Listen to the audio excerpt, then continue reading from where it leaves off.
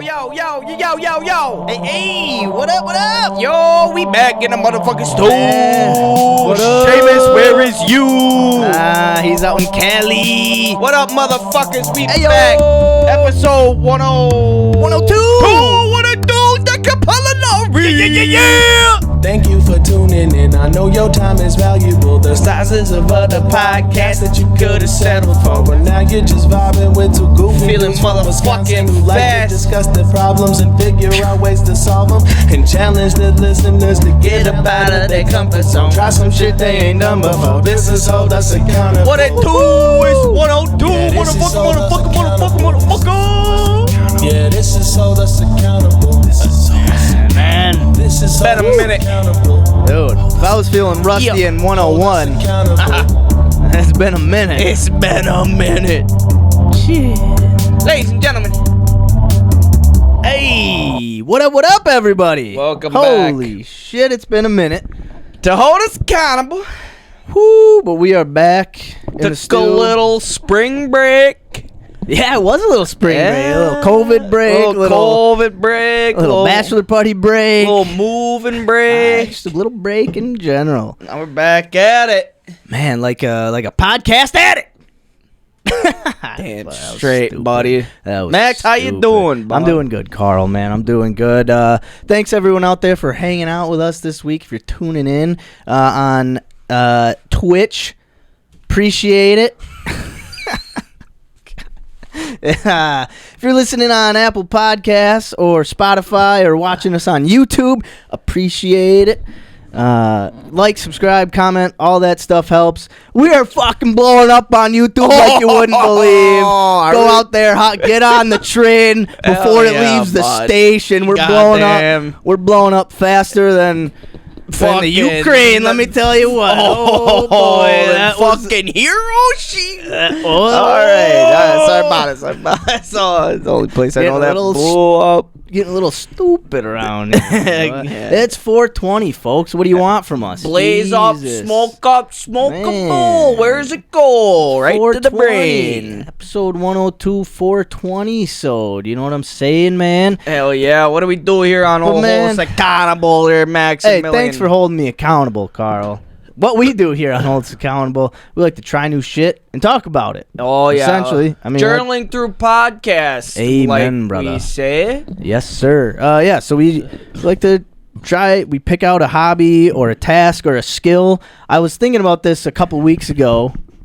I feel like we need to almost like rebrand it or whatever. It's almost like try to pick up a skill or Yeah. not so much a hobby. It's like try to do a skill or like learn a new skill. Yeah. Rather than learn Like tying, just welding, Welding. like, tying new knots. not tying new knots, or we did jujitsu was the first thing we did. We read a book. We interviewed somebody. We tried to be interviewers, Oh, journalists. We made this table that we're sitting at. damn straight, and we brewed a beer. We drank 2 of them. Keep talking. I'm just gonna adjust the camera. Oh yeah, adjust it. Zoom it in right on me, bud. Oh, don't get. Oh, look at those new wood. Oh, Jesus Christ. Brewed a couple beers. I fucked it up when I. We pushed the painted camera. some pictures. We Hold us painted pictures. accountable. We didn't learn how to spell. Didn't learn how to spell. Still learning how to spell. We wrote some short stories. Hell yeah, we did. Different write some diets, short stories. Yeah, different diets. We grew mushrooms. Ooh, we sure did. They're still blooming. Made a sign. Did plenty of woodwork. Look at this. Woodwork, yeah. Where's the lights on? Are not working? Yeah, they're not working tonight. All right, we're staying dark. Yeah, it might be a dark show. We like to just Without try the new lights. shit. We like to expand our skill sets. We like to step outside the box. So what are we doing currently? What are you doing right now? Or what are you in the middle of working on? Middle What skill are you? welding. Been There we go. started to learn how to weld. Gotta get back to learning how to weld. Yeah, we took a spring break from the show pretty much. Yeah, we and did. from our skills. Yes. I'm working on an audio project that was an early narration of the Green Bay Packers and how it's just one of the more Storied storied, unbelievable franchise, and just the circumstances around it. My grandfather knows the history pretty well, and we sat down and did some recordings, and then now I'm trying to put it all together into an actual project. And Seamus is just getting fit, dude. He's jacked. Oh, dude, you should see the guy. Oh my god. If he was on camera right now, he'd take up half the screen. This guy's on so many steroids. No, talk about an 8-pack. Dude, he might be he might get drafted next week. HGH straight to the face. He don't fuck around. He was running the 3-cone. Oh, might as well be a 2-cone. Oh man, like a 4.25, quick with it. I don't even know. I think it was a blur. What? Don't flinch, quick twitch. He said, "Is that good? Did I do a good job?" He's currently training out in California, running mountain sprints. I think he did ready. 87 reps on the bench. 225, 87 times. That's a combine record. Talk about a handful of push-ups that guy can do. Max is out at like 250. Right, and that's a warm-up. He's getting jacked. He does push-ups while doing pull-ups. It's really weird. I don't know how he does it. Yeah, I had to move out of the house because the dude's just turning my room into a gym. Well, yeah. No, I went back. I saw the house. It was just his protein room. Oh, my God. He had all his protein just in your room. It's old. GMC is my room. GMC is the car dealership. Yeah. The cars. That's what he uses to bench press. Right. Yeah, he bench presses GMC. Oh, yeah. A GMC with a GNC load in the back. He's a maniac. This guy. Yeah. He could also, I hear, drink like 14 beers in one sitting.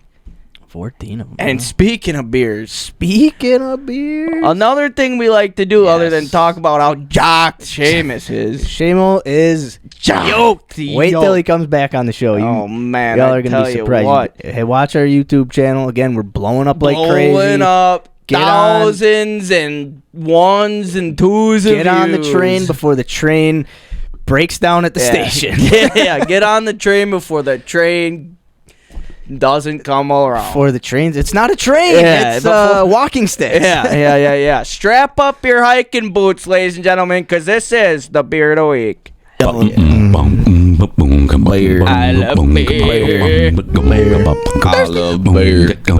the week. Beer is good. Yum, yum, yum, yum, yum. Yeah, I love beer. Beer. Fucking beer. Fucking beer. Fucking Beer of the week. Beer of the week. Beer of the week. Episode 102, Beer of the Week. We are drinking Mick Fleshman's Pirates Cove. Hell's Lager.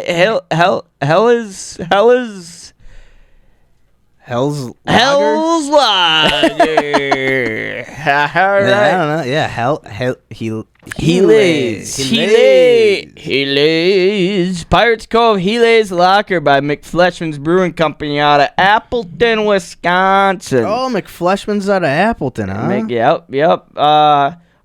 Fitting tribute to the long-gone Pirates Cove bar that once stood where the beer garden is now. It's a really cool can. Yeah, Pirates Cove, what did we say?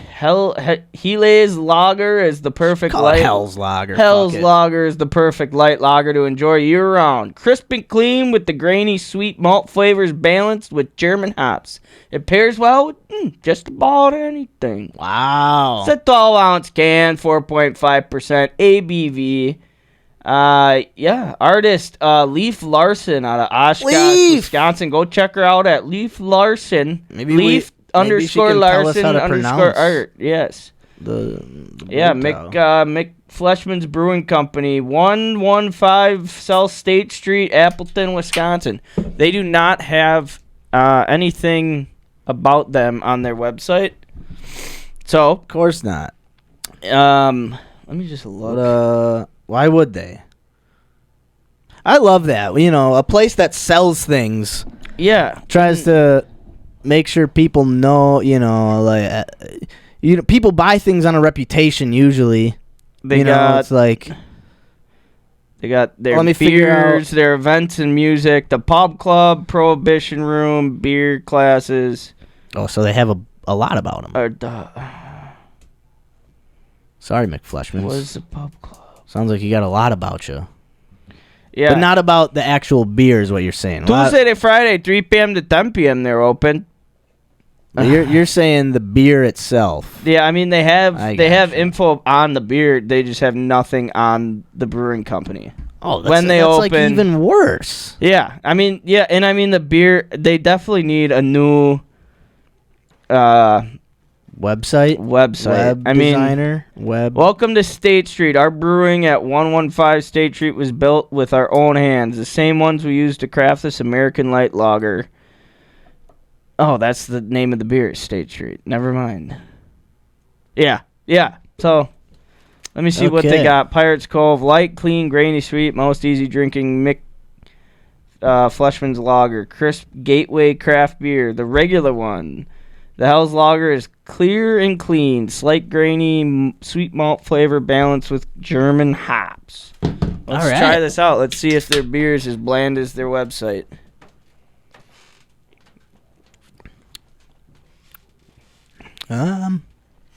Yeah. It is. Cheers, bud. And not a bad way either. I don't mean that No, like, it's not like it's not a bad tasting beer. but it is just kind of like, oh, it's like It's- I could drink 17 of these and not even realize I drank a right. beer. It's like a slightly, and I don't mean this bad because I think a spotted cow is a little too syrupy or something in a way. Yeah. It's like a slightly it's like a spotted cow, but like not as It's like not as thick or something. Not as it's less viscous than a spotted yes, cow. the viscosity on this yeah, there we go. is quite low. Very low. Very low viscosity. Or wait, maybe it's a high. Wait. No, Because if you have a high viscosity, that means you.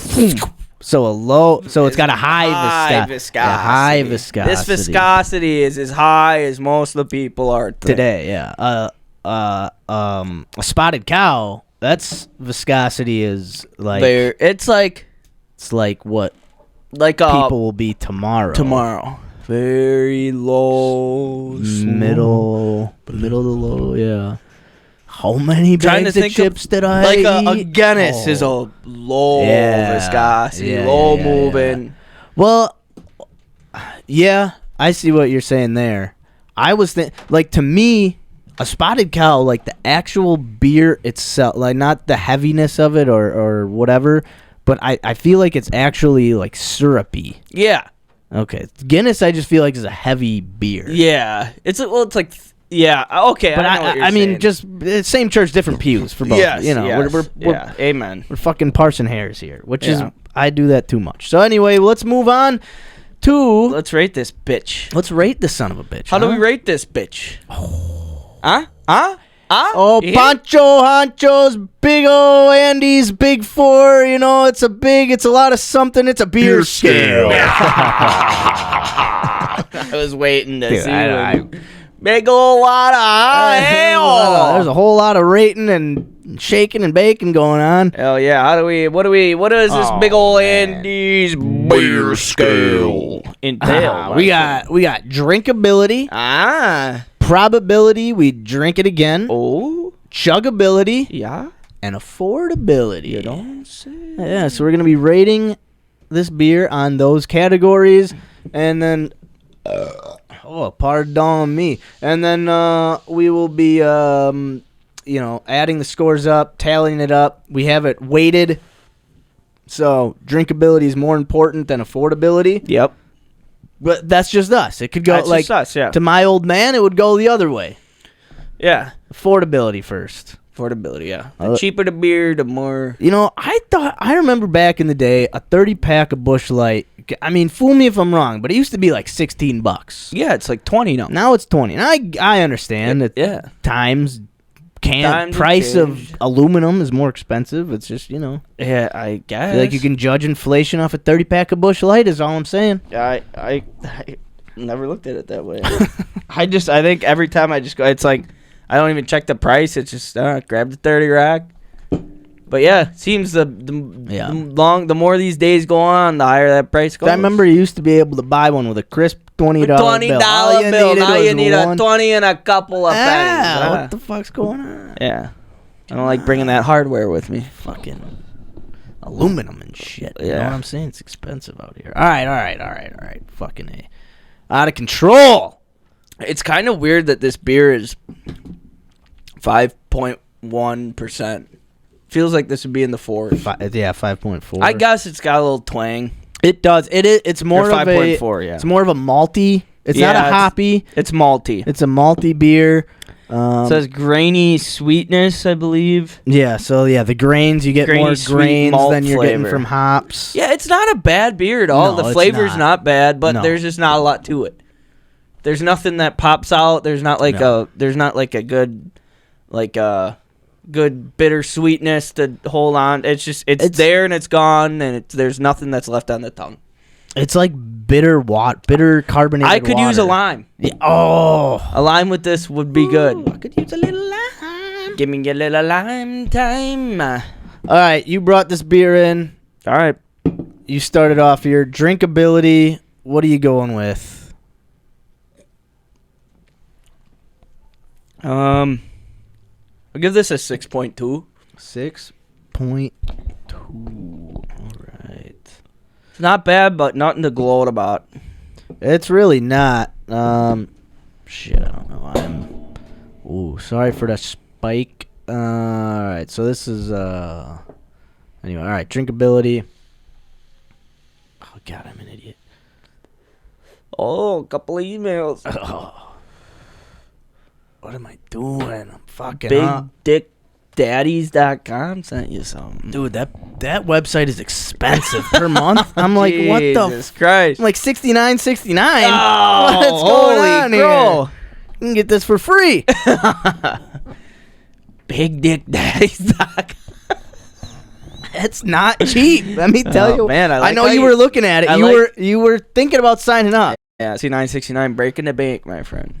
All right, honestly, it's pretty damn drinkable. There's not a whole lot of flavor ability, but it's drinkable. I'm gonna go. You ever see how I do this in the can? I try to straighten my bill, but I'm looking in the camera, so yeah. it's like when you're backing up a trailer. It's opposite of the way. Right.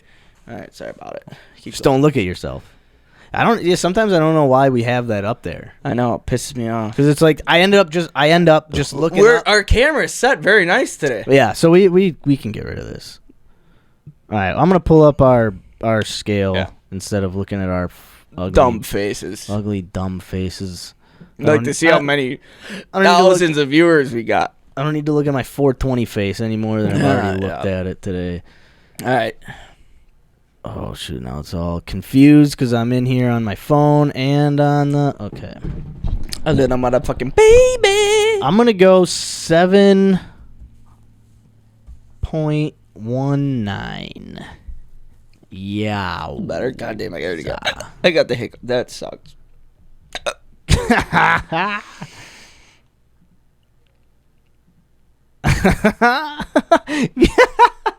Hiccup ability, 10 out of 10. I've been at hiccups so long. Your brother Tommy, what was his remedy? It was like while you're holding your breath, you take sips of it's water. So I don't know if beer would help you very much here, but all right. So we're gonna go on to probability. We drink another, or you drink another, I drink another. However the fuck you want to talk about it while you're rating it. Carl. Probability you drink another one. I mean, to be honest, I'll give it like an 8.3. I'd definitely drink another. Yeah. Honestly, this would be. This is like Excuse me. This is like a wood shop working. This is a working beer. See, and I almost think it's like an eating beer. Oh, this would be a good eating like beer. With wings, because it's not like you good. don't have a flavor that lingers. It's just like it's there, a little bitterness, and then it's gone. Yeah, I think I gave it on the drinkability a little on the downside. Not gonna, I already put it in there, but now that you're saying that, yeah.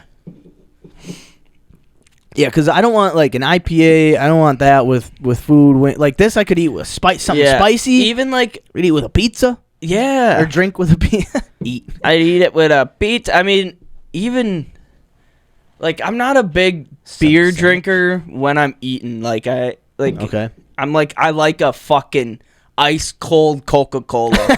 When I'm eating some wings, like I love soda when I eat. Yeah. Soda. Like if I'm eating at home, don't really drink soda at home. But when I'm out, if I go to a restaurant, I'm at least taking down 3 glasses of Coca-Cola.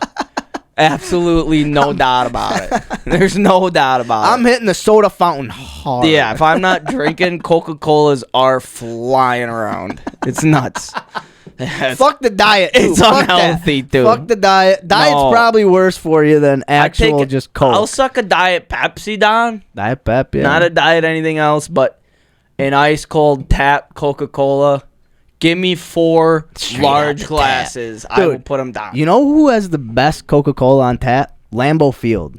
They got the best Coca-Cola on tap. I can't say I've ever drank a Coca-Cola in Lambeau Field. Dude, I tell you I've what. always had a 24-ounce can of warm Miller Lite at Lambeau Field or frozen Miller Lite. Yeah, never an in between. I've never had a good time. A nice chilled Miller Lite. Just either frozen and slushy or fucking warm and flat, or with like peanuts in it. You're like, how the fuck? Peanut, but I finish it. Never always or spill it. Well, yeah, because usually like something bad just happens, so it's like fuck. That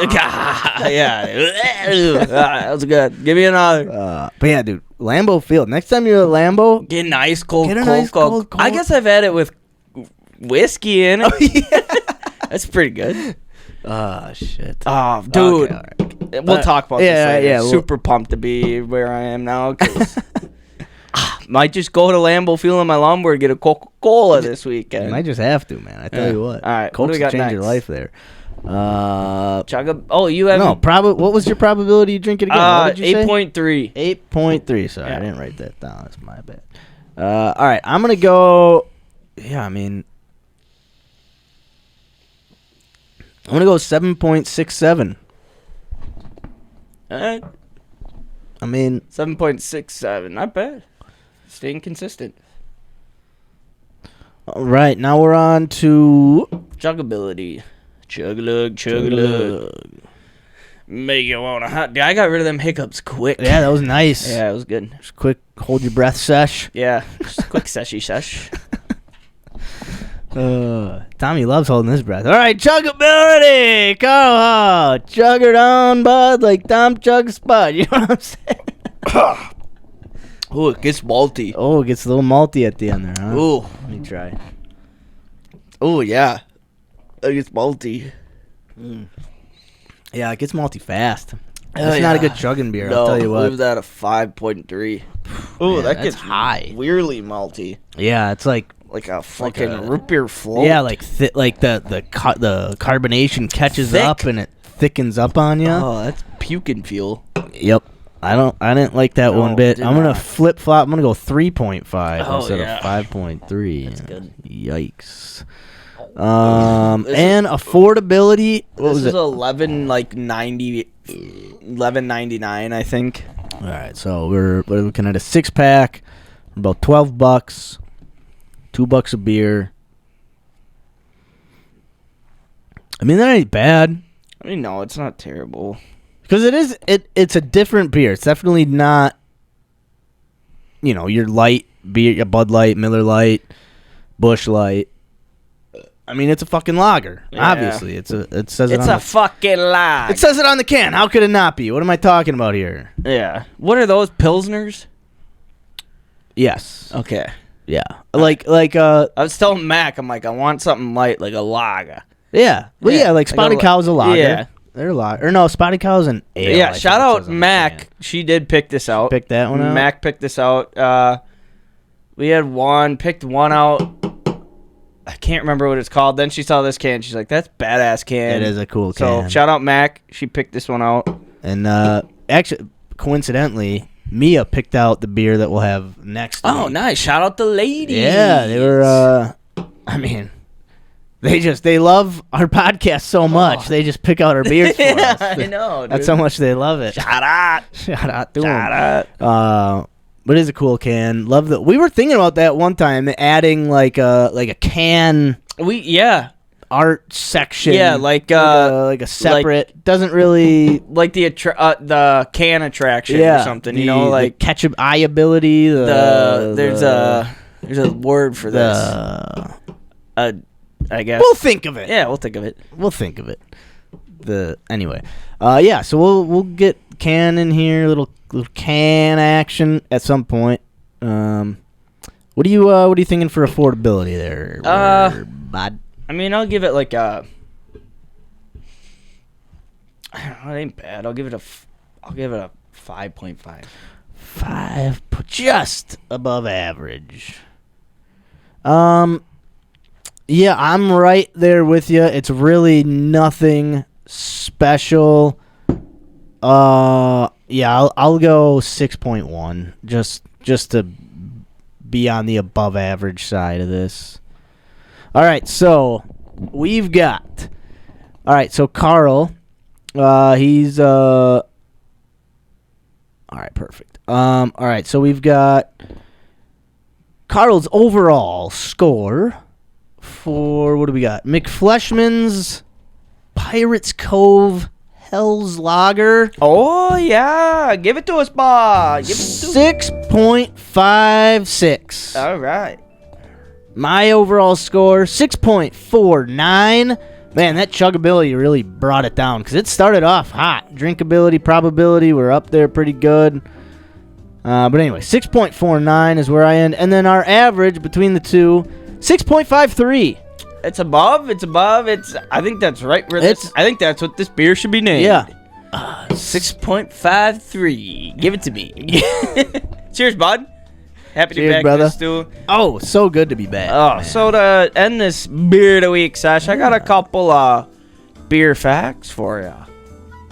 Oh, I love these. Oh, I'm gonna go back down here.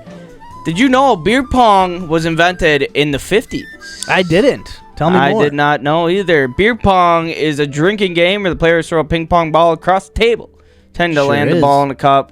Blah blah blah. Although it is disputed where the pong exactly originated from. It emerged in the 50s. I got some more for you, bud. So beer pong was around in the 50s, huh? Yeah, I tell you what. I mean, I wonder what. When was the ping pong ball invented? That's a good question. Ooh. Here we go. 11 bonkers facts about beer. Let's go through these. All right. Number 1. Belgium is beer mad. Belgium has more than 400 different brands of beer. There's no country in the world that has more individual brands. Belgium, huh? Belgium. They love their beer. Number 2. So are snails and slugs. Snails and slugs love beer. If you're looking to keep them from munching on your garden crops, put some beer in a shallow container in shallow containers at night. They will attract to the beer. Huh. Yeah, little drunk bugs. And it looks like little buzzed bugs. Looks like a ping pong. The end of the 1800s. Oh, okay. Around then. Germany's beer production is big business. Germany is the only country that produces more hops in the world than the USA. Ooh. All right. Germany. Women led the way. The first professional brewers were women. I think we talked about this before. We did, yeah. It was a job. That was women went out and brewed the beers. Hey, God bless them. They brewed the beers for the boys, so the boys were happy, you know? So the boys could drink beers. I hope they were drinking too while they were brewing. I'm sure they were. I mean, God. I can only imagine the... Well, they would probably like, oh, we better make this beer quick so we can get our men good and drunk before they get home. Yeah, facts. A painful fact about beer. In Norway, the word hangover directly translates to carpenters in the head. Carpenters in the head? Just hammers banging. Fucking That is funny. Spot the fuck on. Yeah. Holy shit. This is another good one. Beer Carpenters in gave the birth to a popular phrase. Brewers used to stick their thumb into the mix in order to check the temperature, to make sure the temperature was right, before adding yeast. This is where the phrase rule of thumb was born. No shit. Yeah. I just thought it meant, you know. How much thumb can Tom fit? We love beer. Beer is the third most consumed drink in the world, only just behind tea and water. I mean, that makes sense. Yeah. That definitely makes... I mean, I'm surprised... Honestly, I'm a little surprised... No. Tea, it's... I'm surprised water is... So many people don't know you should drink water. Like, dude, my coworker, I'm like... He just... I've never seen him drink water. And I'm like, dude, like, when's the last time you drank water? He's like, probably like 6 months ago. What? I'm like, what do you mean? He's like, I don't drink water ever. What does he drink? Like... Arnold Palmer iced teas and energy drinks. Holy shit, God. His sperm must smell terrible. Dude, he must, yeah. I mean, he's not like a bad smelling. He's just... Yeah, but the second he starts sweating... Oh, I'm sure it's just bad. No, he's not a stinky dude. Arnold Palmer and Monster. Some of us lose sleep over it. Yeah. It's not that. Over not drinking beer? Yeah. Sinoscapophobia. You want to try and... I was... I think you're pretty close. Yeah, it's the fear of an empty beer glass. Oh, it's terrifying. I think we all I should know that name because that's what that might be what I name my next dog. Sinoscapophobia. Beer's water ratio is enormous. It takes 75 liters of water to make 1 pint of beer. I mean, so we literally are hydrating. We are. The Czech Republic is the beer capital of Earth. The people in the Czech Republic drink more beer than anyone else in the world, an average of 143 liters per person per year. Holy fuck. Good for them. Czech Republic? God damn. And the 11th bonker facts about beer. Are you having a tipple? ? Yes. According to the statistics, 0.7% of the world population is drunk right now. An estimated 60 million people. Wait. According to statistics, 0.7% of the... This has to be the world population. Right. It says word. Oh. But the world population is drunk right now. An estimated 60 million people. Beer is the biggest contributor. Well, after reading that last fact, I don't trust this website at all. Me neither. No, I'm just... But anyway, that's... So, 60 million people are drunk at any given time. Is that what it says? Like... Yeah. 0.7% of the world population is drunk right now. I mean... Is that 0% of the world's population, 60 million? No, it's what it is, 0.7% of the world's population is drunk tonight. So maybe that's that's. I think, well, because there's about 7 billion people. Yeah. So 0.7%. You're the math. You're the brains of this. That's right. Yeah. I'm right. Yeah, you're right. I'm right. I don't fucking know. Well, 0.7%. So, but didn't it say something 60 million? Where did you pull that 60 million from? It literally says, according to statistics, 0% of the world population. Right here, read that.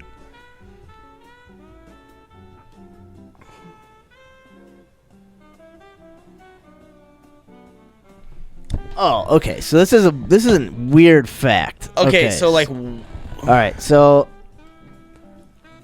according to statistics, 0.7% of the world's population is drunk right now, which is an estimated 60 million people.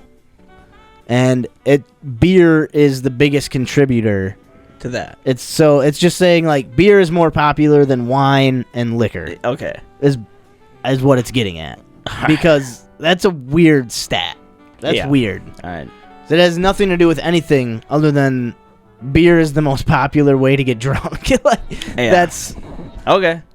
I think. I also want to share one more fact that I had. I thought this was interesting. The world's most... Why does this... What is going on? They just can't... This is a different website. The world's most expensive... Am I just not seeing L's today? No, that one has an L in it. The world's most expensive? You're fucking with me. Right there? Oh, no, right here. Yeah, no, the title of the article or the paragraph definitely says words. I just started having an anxiety attack. No, yeah. That says word. Dude, yeah, they don't know. Okay. Spell check is getting crazy. The world's most expensive beer costs $503,300. Wait. Did you just say 503? The world's most expensive. $500,000. $500,000. Snake Venom holds the title for the strongest beer in the world, but it's not the most expensive beer. Instead, the world's most expensive beer to date is Allsup's Arctic Ale, retailing for $503,300. This beer was brewed in 1875 for an Antarctic expedition, which makes it a collector's item. Although it's not for consumption anymore due to the longest steeping period. Over 50 different bidders from eBay fought for it. Dude, that is dope, though. That's wild. To have a beer specifically brewed for an Antarctic expedition in the 1800s, dude. That's wild. Dude, if I had $500 million, fuck it. If I had what's 500,000? Yeah. Nothing. Give me the most expensive beer. I'm drinking that bitch. Too. Yeah. I'm shotgunning it. I'll buy a doctor, put him by my side, and I'm saying, yo, doc, I'm going to drink this beer. It's going to fuck me up, and you better make sure I'm okay. Yeah. Here we go. Probably tastes like fucking Antarctica. Just cold. The Arctic. Wonder if it's ice cold. I would. Okay. Or it's probably warm. If I was that rich, I would buy like a PJ and have it fly me to Antarctica. Crack that motherfucker and drink it in Antarctica. Butt naked. With a penguin. Fucking a polar bear. Fucking a polar bear with a penguin. Oh, man, the screen. God, we're idiots. Starting to have epilepsy again. Uh-oh. It's shaky. Man, that's wild. Yeah, there's a lot of good facts. Barack Obama brewed his own beer in the White House. We brewed our own beer in the stew. It was called... Former President Barack Obama was the first president to ever brew a beer in the White House. According to an interview, he did it because the transformation in beer culture in the last 15 years, where hundreds and hundreds of small brewers are booming all over the United States. The former president introduced the practice to the White House to encourage everyone to brew their beers. Man, this computer's starting to bug out. It's good now, but shit. That's cool. I mean, yeah, man. Shout out Barack. I'm surprised no other president brewed their. I guess they'd be like, why the? I don't want to waste time brewing Barack beer. Obama. Wonder if that was the. That's what Michelle called him when he was doing it. Yeah. Oh, what's up? What's up, Barack Obama? Motherfucker. Give me some of that. Sorry, that's fucked up. What am I saying? All right. Is anybody watching? No. Okay, good. All right, dude. That's the beer of the week. Unless you want me to keep reading back. I got plenty. Now we got to save some. We can't use them all. We can't shoot our whole load on episode 102. You know? Yeah, I like to waste a load. All right, ladies and gentlemen, that's 420's episode 102. Beer of the motherfucking week. Bong. Put it in my belly. It tastes so good. I was really thirsty. Put it in my belly. Yeah. Beer of the week. Beer of the week. Beer of the week. Banger. Yeah, man. Banger. Well, grab one more. Yeah, you want to grab me one? Yeah, I guess I could have done that. Oh, there. They've been eyeing me up for the past 3 weeks now. Man, I think we should just do a little catching up. Yeah, dude, let's catch up. We got, oh, they're on the, because we still have beers from the 100th episode in there. Like, we got bottle, we got clinkies. Do we got to fill up yet? I mean, thank you. We got all kinds of beer. I'm gonna pee quick if you don't. Absolutely, not at all. Taking the mic for a minute. Yeah. Yeah, we got our beer fridge filled up. Shout out to anyone who has bought us beer. We really appreciate it. My dad bought us some beer actually after we had, anyway, whatever. And so he got us bottles, Busch Light bottles, but we call Busch Light bottles, we call them clinkies. And so I'm sure, I don't know, on the show, we might have called them clinkies before. I have no idea. We might even have an episode titled Clinkies. Who knows? But this was because one night, myself, Carl's older brother, Tommy, a couple of our other cousins were out at a bar, and we just kept ordering Busch Light bottles. This bar had Busch Light and bottles, and we just kept getting Busch Light bottles. And every time we'd get around to Busch Light bottles, we'd clink them together in the bar. Clinky, clinky. And it was just made a fucking racket. And by the end of this night, we had a table just full of Busch Light bottles. We were clinking them all night. And so, yeah, we just called Busch Light bottles clinkies. Clinkies. Call them clinkies. Clinky. So I'm just, catching up on the clinkies. And then catching up on what the fuck we've been up to, man. Yeah. I mean, so we couldn't record after episode 100 or after episode 101 because of the Tommy's bachelor party. Yep. Big Bro's bachelor party. Your Big Bro's bachelor party. Dude, that was a great That was a good time, man. I mean, the snow. I'm so jealous of that I passed out Friday at I don't even know 7 o'clock. Yeah, you did pass out early. Because you got to sit up and literally have a blizzard just dump a foot of snow on top. Everybody else went to bed, and I sat out by the fire. Yeah. And just fucking, I might have dozed off a little bit. Woke up with a couple inches on the brim of the hat. Yeah. Yeah, man. Dude, there was so much snow in a 6-hour, 8-hour period. Yeah, it was wild.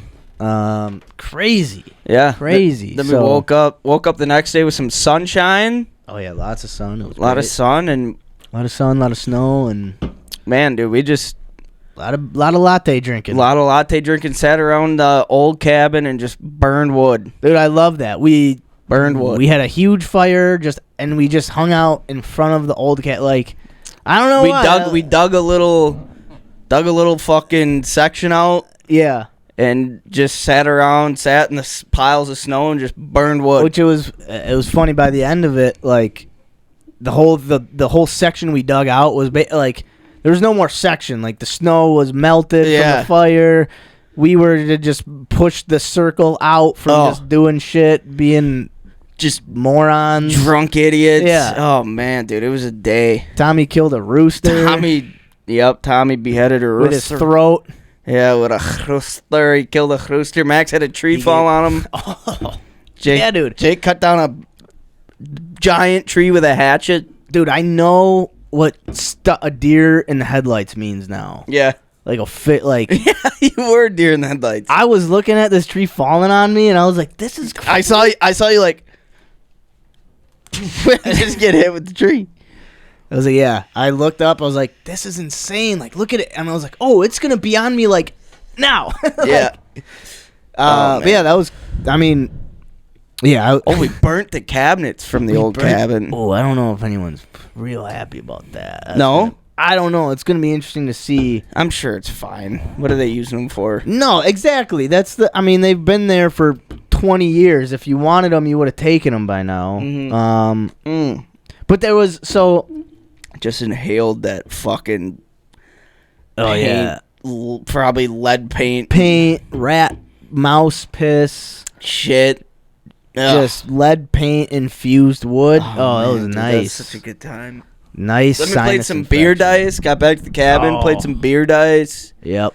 That was fun, Me and man. you played Jake, and then Tom and Sam got on the table. Dude, Lucas is he's a little drinking game fucking. Yeah, dude, I fucking devil. hate playing those That two guy- assholes, dude. That guy will just like shark you into. Yeah, well, he's sober.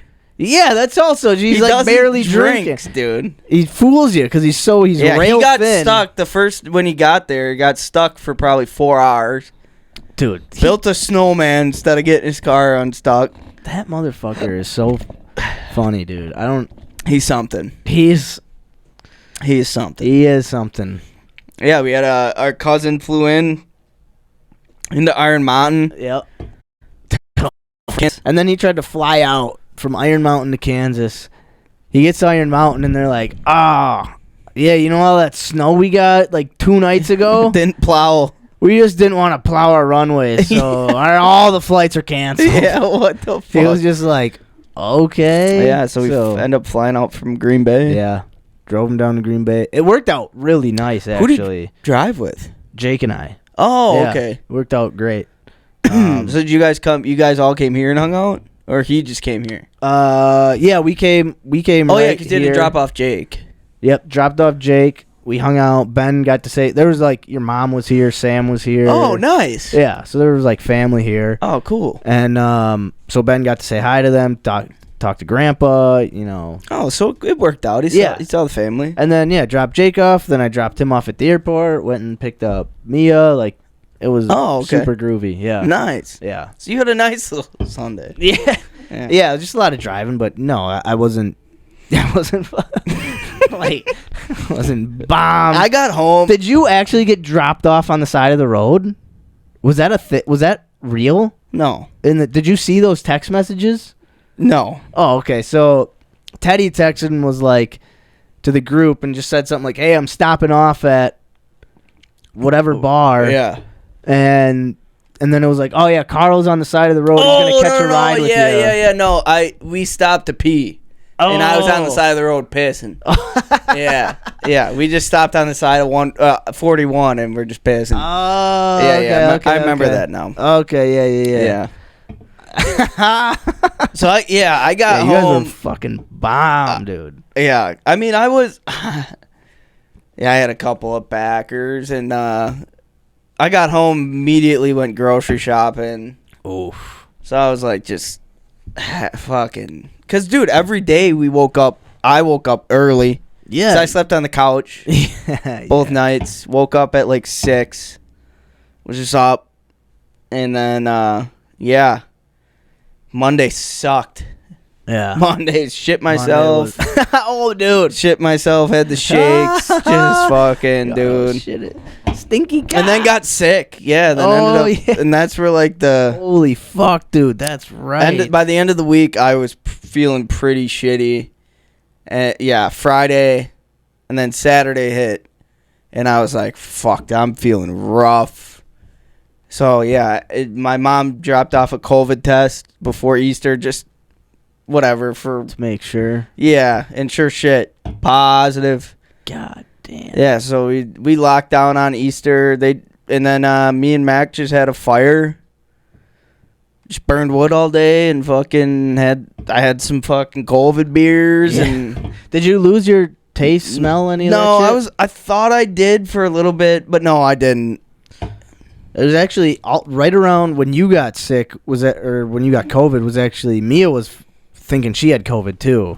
Oh, okay. It was a weird time because I was like, oh, that's like, she was like, oh, I think I have it too. Like, that's weird. But she was negative. She just, I don't know where But the anyway. fuck I got it from, whatever, but yeah. that's why, yeah. So I mean, the week after Tommy's batch party was sweet.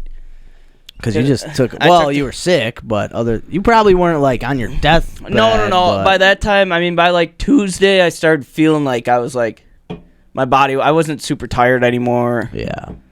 So I took the whole week off. Yeah. Hell yeah. Had the whole week off and packed the house and.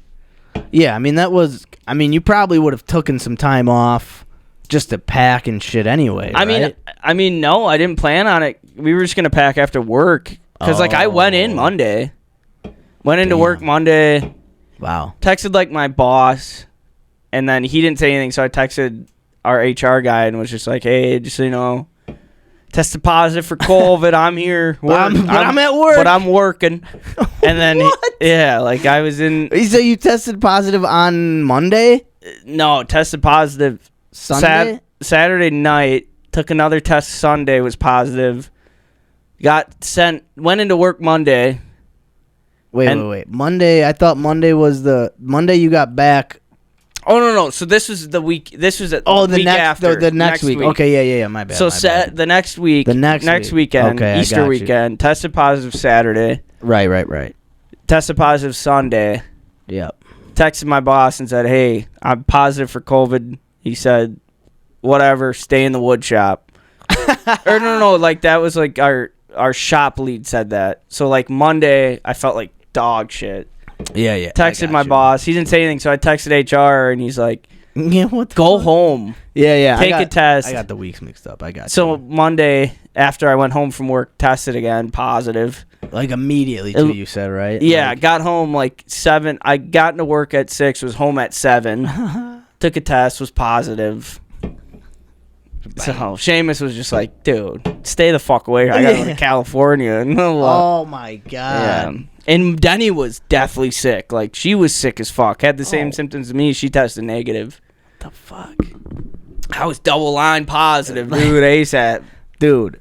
Yeah, the one time I got it, it was like as soon as my fucking thing hit the test strip, it was like, yes, you have COVID. That's what happened to me too. I was like, oh shit, it happens that quick. And then this was like like that week, Biden put out this thing saying like COVID was done or whatever too. So I felt like a chump, dude. I was like, hey, I know like the president just said as like, soon as I saw that, I texted. But... After I saw that, I texted HR and I was like, hey, I have 70 hours of vacation. Give me 40 of those this week.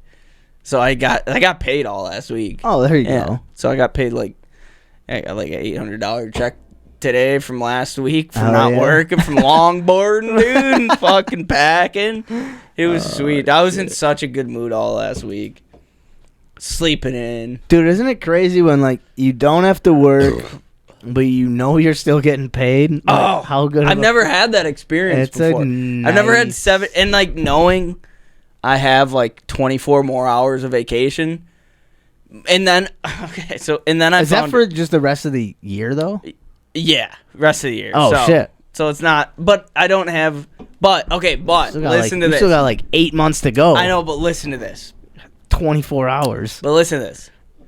So apparently we're like restructuring our attendance and vacation policy. Yeah. So what I was told is that my vacation time might be revamped. Oh. So I might get all those 40 hours back and have another 70. I love how it's like, yeah, but listen to this. It might. Yes. But like, dude, I've never had vacation hours like this before. So I'm like, dude, I feel like though if you had I'm COVID, about to use though, up the rest of these hours. You should have been able to get like COVID. Oh no, it's done. Oh, okay. And we never had that even. Because you don't have, because like my work too, we don't have like a sick pay and vacation. Like if you're sick, you have to use your PTO, your paid time off. See, I have like 2 days sick. Okay. Use those up real quick. Sure. Within the. So I mean, 24 hours. January 1st, one is already gone. Like January 2nd, one's used. I mean, dude, I didn't think about it until you said, yeah, you got 8 months left, 24 hours of vacation. I'm like, well, shit, I got to take May 1st off and June 1st. Well, it's going to And May 15th. Yeah, so I don't have vacation. It'll get revamped. Next January. It'll revamp itself. I don't give a fuck, dude. I just take days off. Yeah, you'll figure it out. Yeah. I work like, if I know I have to take a day off, I just work like 4 more hours for like 2 days. Because it's like, that covers it. Yeah, but a lot of places do that though. Yeah. Like that's what my work does. So it's not that. It's not like 40 hours was worth it last week, dude. Yeah. I had the greatest week. Well, and it was 80 degrees and sunny all week. When you're moving, the last thing you want to be is like stressed. So yeah, dude, it was the easiest move. Like I like 6 days, 5 days straight of just all day I could pack. Yeah. And it like by the time we moved everything Friday, I told Mac, I was like, dude, this is like the easiest move I've ever. Like it took like 5 trips, but like it was so easy. Yeah, easy. Like, did you have a trailer, a U-Haul? We had you guys do? a truck, a long bed truck she got from work. So her friend took it. Nice. So Mac's friend let her use her Jeep all weekend, and her friend took the work truck.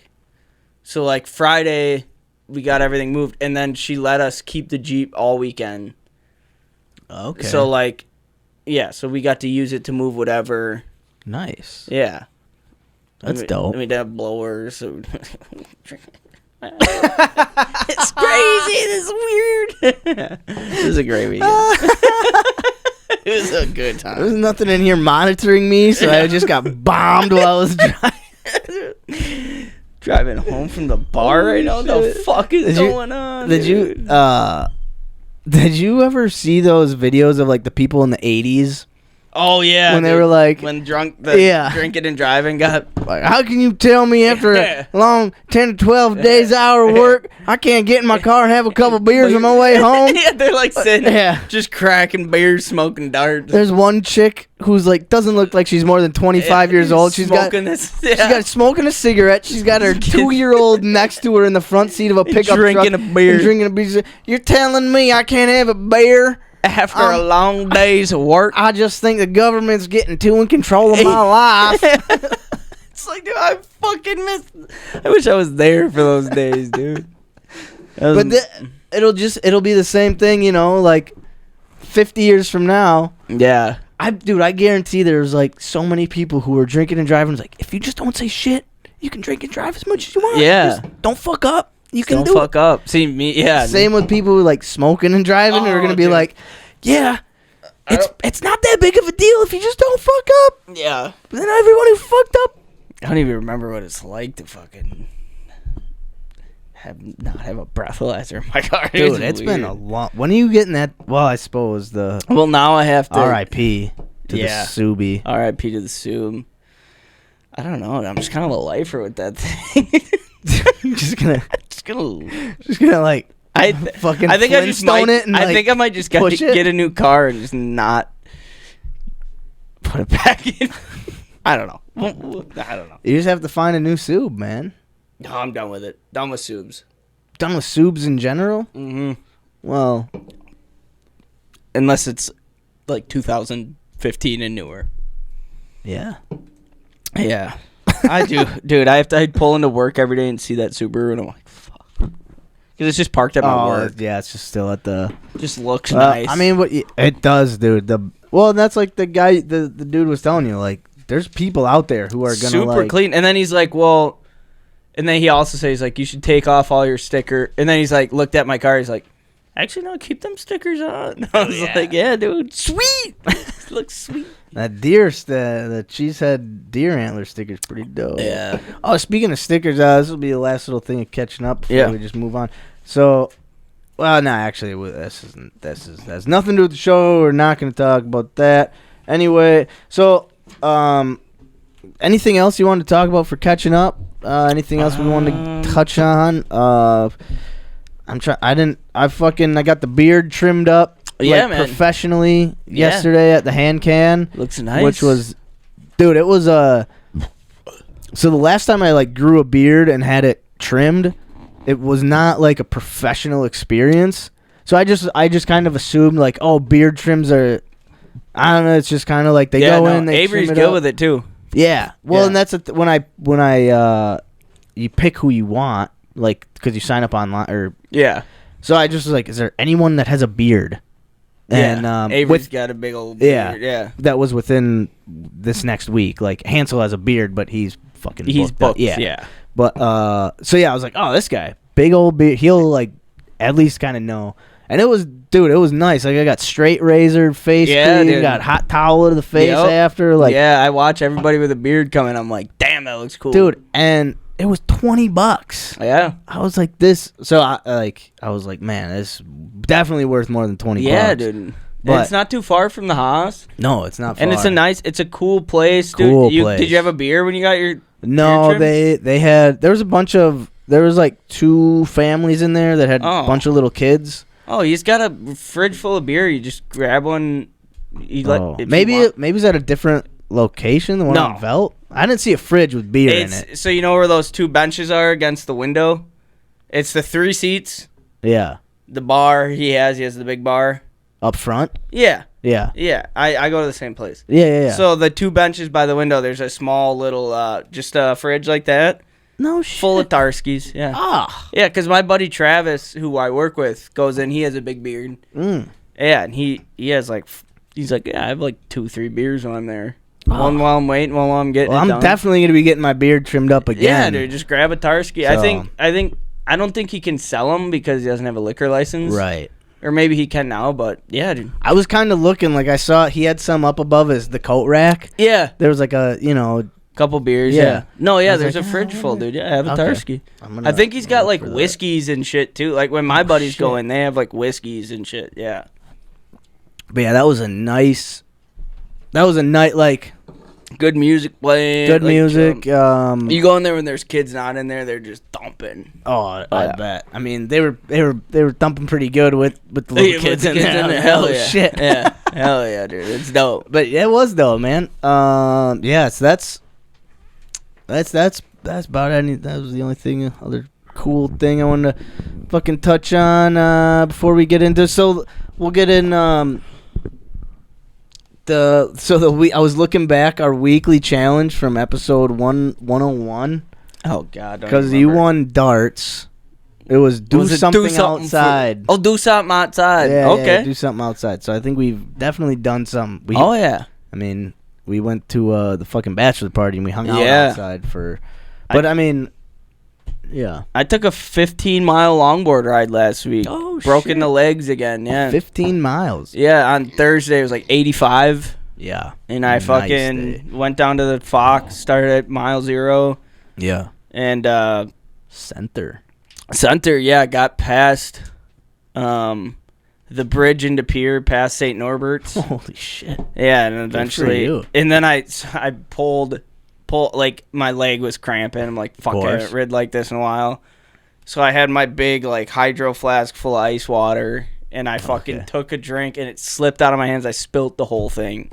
Like, spilt all of it. And I was like, fuck, dude. I guess I gotta go get a beer now. So I had 2 White Claws in the backpack, so I fucking went like 3 more miles. I was like, I gotta turn around now. So I went fucking 3 more miles down to my little beer drinking spot. I had a claw, and then I was like, God, I'm so dehydrated. I need to fucking. So I just raced home, but got super sunburnt. Of course. Oh yeah, it was great. Yeah. So it was my first like broken the fucking longboard. 15 miles. Holy shit. Did so Mac didn't go with you? No, she was working. Oh, okay. Oh yeah. Yeah, she was making the money. You know. You had the week off. I had the week off. That's right. Dude. I got paid like $20 on that ride. Dude. That was a nice ride. That's sweet. That was nice. It was real nice. Yeah, do some. Yeah, I mean, I'm trying to think if I did anything outside of just taking Herc for a walk. That's outside. Yeah, anything like Out of nothing that comes to mind. Just taking him for like different. Well, like we took Colburn Park, walking through Colburn. Nice. You know, that's a little bit of a distance from the house. Not too crazy. Where is Colburn? It's on 9th. It's all the way down. 9th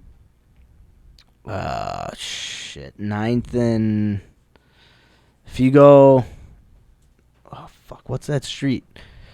I don't know. What, Taylor Street? 9th and Taylor? Yeah. Yeah, I know where Taylor is. Yeah. Okay. If you take Taylor to 9th and then It's right there. Yeah. Yeah, because we're looking for places to ride, and we're like, yeah, I guess we really. Yeah, there's not many Colburn. There's not many spots. Not really like trails on the west side. There's like a trail that goes through the park that's kind of long. It's not long. Yeah. But like, no, that wouldn't be a good spot to longboard. Basically, like, we're just taking the cars back to the Fox. Yeah. Yeah. But yeah, so do something outside. I don't have the dart cam up. Seamo's got that. I gotta figure that out. We could trying to think of like other games we could play. We could play dart, or we could just save it, because we have this other game that we got for the stew.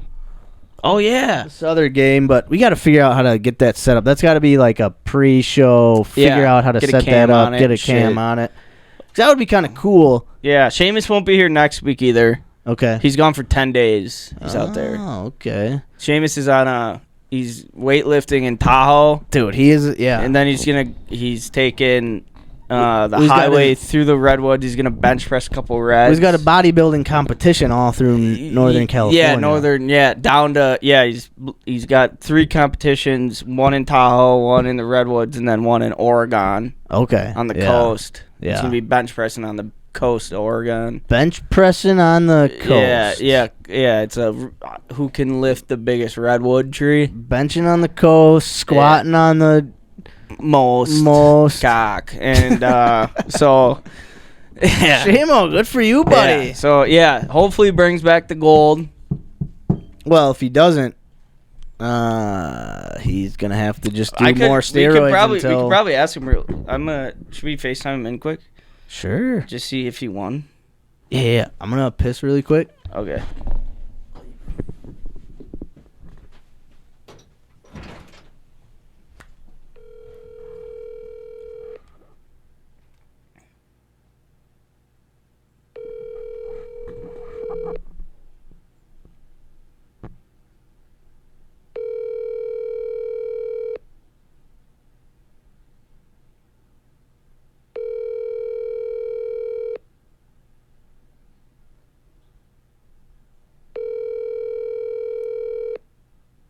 Man, Seamus must be doing dumbbell curls right now. Can't get to the phone. That's okay.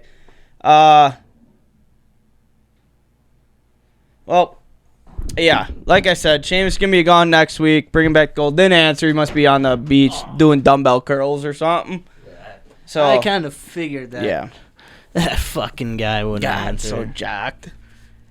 Well, when you're that in tune with your body and what your body needs and what it has to do to be at its most prime fight or fit Physique. fighting Fight. Yeah, I mean, he might be everything. I heard he was doing a couple fights. UFC rounds. He's probably he's cutting the weight right training. now. Yeah, he's. I hear damn, dude. training for UFC is a great way to get cut, get ripped. Yeah, he's getting. I mean, he's just jacked. He's also doing a lot of like steroids. He's fucking up his liver pretty good. I mean, yeah, when you're just pumping your body full of HGH, fucking. Yeah, he sent me like a list of everything he was gonna be taking because he was like, "Yo, does this like?" Does this look? He's like, "I know Anything I should add?" Yeah, he's like, "I know you do a lot of like steroids and HGH, and Yeah. like, what else should I be doing?" Or am I doing too much? And I was like, honestly, you could do a little bit Crank more. it up a little more, and maybe right before do a bump kokan. Yes. Yeah. I like to not even before I'm in the gym. I like to while I'm like on the bench press. Like instead of smelling salts, like one smelling salt and then one. Yeah. Well, you have your spotter, and you're Yeah. laying down on the bench. Your spotter. Yeah. He's like, "Yo, how's it going?" Like, "Woo! All right, here we go." Yeah. Yeah. So shout out. Seamo's doing it big time. Yeah. Hopefully he makes it back. Might have a heart attack, but Well, if he doesn't, he better be yoked it. yeah. But, Well, I mean, I'm feeling pretty prime right now. I'm jacked from Seamus's just the thought of how jacked he's getting. Yeah, where I could probably spell a word right at this moment. Yeah, let's do a little car. So if I could do. Yeah. So another part of this podcast, I like to just spell every word in the dictionary right. And so this is Holst Accountable, Carl versus Dictionary. Yes, it is. Let's get job. Let's get job. Yeah, yo. Yo, it's Carl versus Dictionary. Yeah. Y'all really can't spell for shit. Really can't spell for shit. Episode 102, what you gonna do?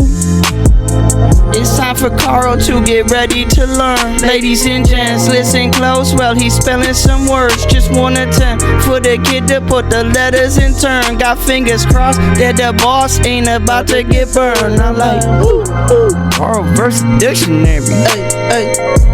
And I can't spell for shit. No, we can't spell for shit. No. I really. I'm gonna pee quick. Oh no, someone's calling you. Oh, Seamus! Seamo! Alright. Oh, Seamus. Yo, what's We're live on Wholesome Accountable right now. We were just talking about how you're taking a tour through California getting jocked. yeah, dude, what up? getting absolutely jacked? Yeah, dude, how's the weightlifting going out there? Oh, not great. You know, nothing but 12 ounces. Oh, just 12-ounce curls? 12 ounces We've been talking you up for the past hour, dude. What do you mean? 12 ounces of HGH? Or Yeah, what? dude, just pumping steroids to the Absolutely. tip of your cock or what? You guys aren't even gonna fucking recognize me. Oh, that's what we've been telling all the fans, dude. Dude, because I don't know if you notice this, but we're blowing up on YouTube. We're getting pretty big on YouTube. Yeah, we dude. got. Oh, yeah? Yeah, dude, people are following your journey right now, dude. It's kind of crazy. Yeah, dude, we've been telling everybody how you're out in Cali, taking a tour from Cali to Oregon, doing fucking jocked competitions. Yeah, dude, lifting redwoods and fucking doing cock push-ups. Chopping them down, lifting them up. Oh yeah, but just wanted to check up, make sure you're doing good, dude. Man, it's doing great. Hell Doing great, yeah, man. dude. It's beautiful out here. HGH and cocaine right to the dick all trip. All day, every day, baby. No sleep. Hell yeah. Well, we're about to do Carl versus the dictionary. We're pumped. The fans just want to know how you're doing. Bring back the gold. Come back jocked. Shout out to the fans. All right, Fucking bud. Carl, spell that fucking word right, bud. Hell yeah, we're on the L's for fucking Seamus is looking jocked, dude. Oh, good to hear from you, Seamo. All right, bud. We'll talk to you. All right, guys. Have a good one. All Later, man. peace. All right, I'm gonna just go get some water. yeah. I'm putting water in the bush light bottle. Oh. When in doubt. Oh shit! All right, we got Carl versus the dictionary coming up. After that, I think we might get into just touch on Packer talk because we have the NFL draft coming up next week, and that'll be actually a week from today. Wait, yes, today's I thought it was on the 26th, not the 27th. Anyway, it's happening on a week from today, next Thursday. NFL draft will be coming up. Packers have the 15th pick, so next Thursday is the first round. Friday is rounds 2 and 3, or just round 2, and then Saturday through Sunday is shit. I don't know. I gotta recheck the schedule of the draft. I thought I'm examining what I'm thinking it is now. But anyway, it'll be next week and next Thursday. And Friday, Saturday, and maybe Sunday. Anyway, so we'll be talking about that a little bit. There's really not a whole lot of like Aaron Rodgers news to talk about. He's a little, he is. I don't know. He's whatever. But anyway, we got Packer news, Packer talk, and then we'll just kind of finish it out probably on what we've been doing, what's going on, just with our shit. Maybe A bush light bottle full of fucking H2. woo! Got a big meeting tomorrow. Big meeting with the bosses. What about? All right, So, all right. we got a fun show coming up, but right now we're getting into Carl versus the dictionary. Damn straight. Let's go. Here we go. He ain't gonna know what hit him. Yo, it's Carl versus dictionary. Woo! Y'all really can't spell for shit. Really can't spell for shit. It's 420. Please. It's time for Carl to get ready to learn. Ladies and gents, listen close. Well, he's spelling some words. Just one attempt for the kid to put the letters in turn. Got fingers crossed that the boss ain't about to get burned. I like Carl versus dictionary. Ay. And I can't spell for shit. No, we can't spell for shit, no. I really can't, really can't. Hey, I like, is he sober? Well, fucking barely. Sit back, relax, cause it's Carl versus the dictionary. Carl versus the dictionary. Probably gonna spell this word wrong, fuck it. Yo. Well, we're gonna find out. Alright, cool. Alright. I got a word here. Oh, man. L words this week. Lilliputian. Lilliputian. Lilapution.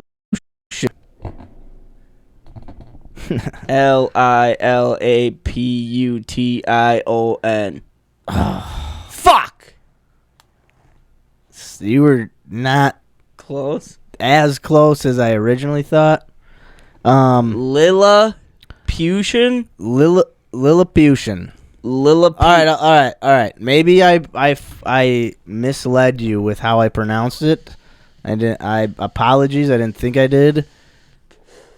With the la, so pronounced the la, Lilliputian, but like the p, it's hard to, because if you're just Lilla. anyway, Lilliputian.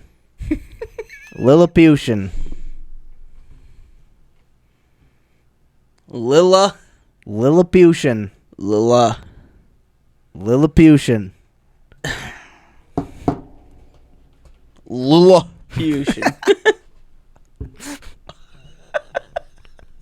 How far off was that the first time?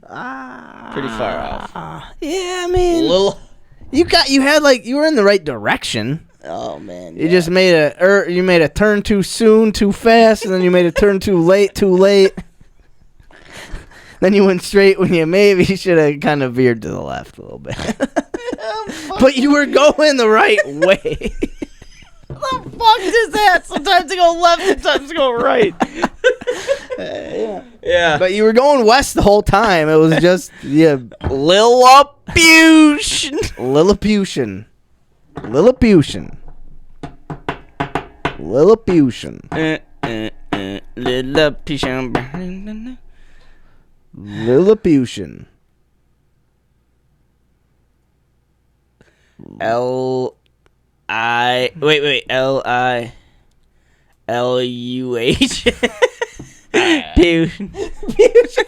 Alright, what is it? I don't fucking know. I know. Your lefts and rights. Now, I've been saying Lilliputian. Okay. Lilliputian. Okay. Anyway, I think I probably fucked you up. It's L-I-L-L. So actually, technically, no. Okay. But anyway, it's Lilliputian. Okay, yeah. Lilliputian. No fucking idea what that means. It means very small. So whenever you refer to your cock, you can say, my Lilliputian.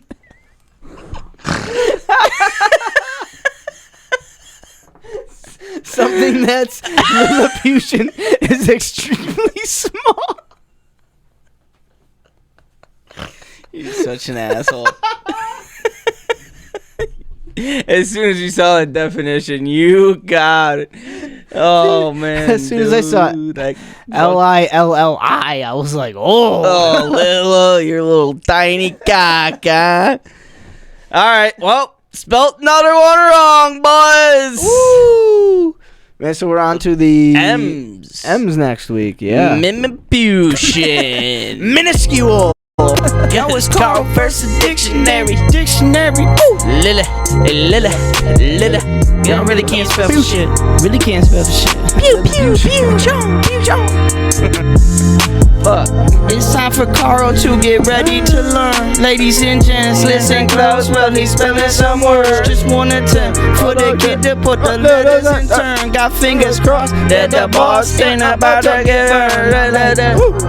Little fucking douche dick. And I can't spell for shit. Lilliputian dick. Oh, sorry. No. I really can't. Hey, I like. Is he sober? Well, fucking barely. Sit back, relax, cause it's Carl versus the dictionary. Carl versus the dictionary. Probably gonna spell this word wrong. Fuck it. Yo! Holy shit. Yo!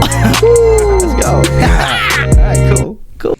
God, man. I love this dumb show. Little so much. pew. Hey, you want to do a little Packer talk? Yeah, let's get Pack talk. Talk a little Packer talk. Oh man, draft coming up. Woo! Next Thursday. Next Thursday, man. We are pick 16. 15. All right, what position group would be like an ideal pick for you for the Pack? Like, I know we're talking about getting like a big tight end. Yeah. Early on. That's what I kind of would hope for. I mean, that would be. I mean, what we're Bobby Ton, who he plays for the Bears now. Yep. He's a Bear. Do we still have No. We have like nobody yet. Yeah. Who is that? Who is he at? Georgia or no? Where's that tight end out of? Yeah, there's a tight end out of Georgia, Darnell Washington. Yeah. Who's he's like 6'7", 270, like a white Mercedes. Is he white or black? Black dude, but like a Mercedes Lewis. Kinda, but also like I have no dude. Like, what? I don't know really any college players. Yeah. Okay. So okay. I don't really know. We'll catch you up. Yeah, let's catch me up. So So, dude, I tight end for sure. I think tight end only because it's like it's an offensive weapon because we're looking at like long term with Jordan Love. Like I was thinking, there's a running back out of Texas, Bijan Robinson. Okay. Who is like people say he's like probably a top 3 to 5 player just in the draft, just player. But his position is just not like a primary position. Yeah. Or like a position that you spend high picks on because of the running backs go right, the shorter shelf life. Yep. So it'd be like, well, that because he can catch the ball really well. They're like he could be a slot receiver. Okay. Which is what the Packers need. Yeah. We need a slot receiver. But it's at the same time, are you trying to keep a running back around for 10 years and keep paying him? Yeah. But a tight end, I feel like, especially when we already hold A.J. Dillon and Aaron Jones. Yep. And I feel like a tight end is a piece that's like, all right, even when you're older and you got a little more wear on the tires, like it's still vital to have around just the knowledge for blocking. Yeah. It's not so much like an old running back. If we're talking strategic purposes, like to win a football game, an old running back might be like important just in terms of like your day-to-day, making sure the young guys, or whatever. But I mean, you look at, if you look back at like the lineage, that's a word. Yeah, right? I think you're of like about to use running backs on, and like really how important they are when you talk about like veterans coming into a locker room. Yeah. Compared to like the tight end position where you look back at like the Greg Olsons, the Rob Gronkowski, Travis Kelce. Yeah, I mean even back to like the Jeremy Shockeys, to the Tony Gonzalez, George Kittles, and the Travis Kelce's, and and I mean the Mercedes Lewis. I mean those people. I mean the tight end position, especially where it's what it's becoming now. I mean that would be, I mean, getting a good, solid tight end, especially for our run game and for our passing game, would be huge, I feel like. Young quarterback, make sure you have that security, safety blanket, whatever. So I think that would be where I would love to go. The hard thing, though, is that there's so many tight ends in this draft. Like, it's a very deep tight end draft, is what the experts are saying, right? So it's like, well, okay, so you don't want to overdraft. You don't want to draft a guy too soon when maybe you could get like another guy in the 3rd or 4th round, and instead you get an offensive lineman in the 1st round, and you get your solid tight end in the 3rd round. It's like, yeah. And sometimes I think like I'll find myself like, because I just in a fan thinking as a fan, like, okay, but wait, what if we wait? We try to we target a tight end in the 3rd round. It's like you gotta just, if you like a guy, like the tight end I've been hearing about a lot is he's out of Utah, Dalton Kincaid. Okay. This guy, as a fan, I want to like get behind him, be like, I want the Packers to draft this guy, and if they do draft him, he's gonna become like one of my favorite. Yeah. Why? Well, so he's just dude. I before like even was thinking about draft anything. I remember there was a game against USC.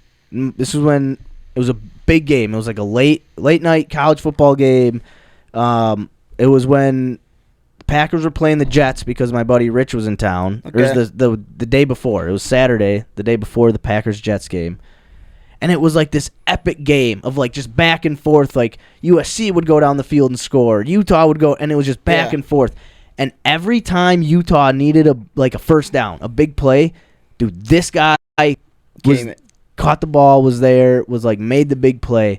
And it always stuck with me. I was like, dude, he had like 16 catches. Okay. Like for 200 yards, like 3 touchdowns. Like it was an insane game. Yeah.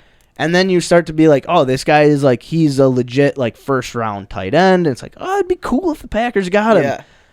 But I'm doing the fan thing of like, oh, well, let's just, what if we don't get him, and what if we can get him in the 2nd round? But then it's like he'll go in the 1st round, like pick 25, and you're like, I wish we would have picked him. It's one of those things, because I think it would be fun for like Green Bay to have like a tight end, like like a George Kittle, premier, Travis Kelce, like a fucking. I mean, when was the last time like? Who's the guy for Baltimore? Fucking, is he still there? He was there. Tight end. No. Andrews, Mark Andrews. Mark Andrews. Yeah, I mean, tight end. That position's starting to. It's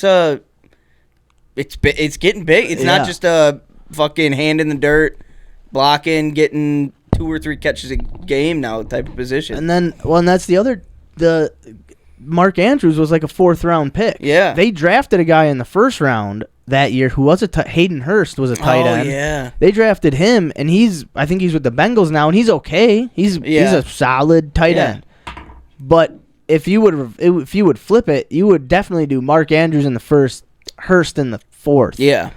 So it's like, okay, if you can get a Mark Andrews in the 4th round, 3rd round, why waste a 1st round pick? But I don't know. You can't really think that way. You just have to, and it's kind of hard to know who's going to fall, who's going to pan out, who's going to fall, and who's going to flourish in the NFL, really.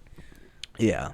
So that's part of the reason why I love the draft so much, is like there will be a guy that all of a sudden is just like, oh, I thought this guy was going to be a 1st round pick, and he's like 4th round, 5th. It's like, what? Yeah. And then you start to realize, like, oh, he's not like the athlete that he was. He was just like basically getting all these sacks because there's no one blocking him. Yeah. But he was he was a beast in college. Yeah. Like, this guy's definitely going to be a 1st round pick. Yeah. Or there's a guy who's like goes in the 1st round. You're like, who the fuck is this guy? Yeah. So on top, besides tight end, where else would you be looking? What else are your sights on? Tight end, edge, like a outside linebacker. Okay. There's really no. Again, this is just from what I'm listened to on podcasts and shit. There's really no like a 1st round safety. Okay. Because we do need a safety, but a really weak safety class. There's really no safety that's like, holy, he does everything great. He's a 1st round pick. Yeah. Weirdly enough, Illinois has like 3 of the top probably like 20 safety cornerbacks in the whole draft. Really? Yeah. I don't know what it is. cornerback, like Devon Witherspoon is the cornerback, and then they have 2 safeties who I guess are like very highly regarded. Okay. Weird that Illinois has those 3. Like, Would an offensive lineman? oh yeah, that'd be great. Yeah, that'd great. be. It's not fun. It's not like in terms of just like thinking about and projecting forward. Like, oh, this guy's gonna catch touch. Like, but a tight end is, having Jordan Love sitting back there. I mean, it'd be nice to give him a little more time. Because I feel like offensive lineman. I don't know. I feel like that's somebody who can come in young, and that's somebody you throw in there. Yeah. Right off the bat. What are your thoughts on? So Bakhtiari was talking. Yeah, he's on Bussin' with the Boys. And talking, I don't know. He's kind of talking like past tense. Yeah, talking like he was from the. What would your reactions be if the Packers traded Bach? I mean, just because he hasn't played much, he's been. I don't know. He just hasn't been healthy these past 2 years. It's been. This past season, it was kind of like, what the fuck's going on with Bach? Right. It was always like, he comes in, he gets a couple, he plays for the first half, or plays a couple plays in the second half, then he doesn't play for 2 weeks. He'll play a game, looks great, and then misses the next 2 games. Yeah, and it turns out like his knee and his torn ACL turned into something that was way bigger than it was. Yeah. But Which also sucks. when he's healthy, he's one of the best. He still played really well. Offensive linemen, left tackle, right? Yeah, left tackles. Because when he was in there was never like, oh, he's hurt, like you need to get him out. It was like, oh damn, Bach's back. And I mean, so like, he's in there for, OTAs or whatever. What is it right now? Oh yeah, the OTAs. So he's already there. He's working out. It seems healthy. I mean, if we can get 100% Bach, I want Bach on our. I want Bach to be our left tackle because he is one of the best in the game. Gets paid like one of the best in the game. Yep. But I mean, the interview he had, it was kind of like. Yeah, it was weird. I feel like he's jaded from the whole Rodgers being sent away. It was his best buddy on the team. Well, yeah. I just don't think you ever go and talk about your team like that, whether you're whatever standpoint you're coming from.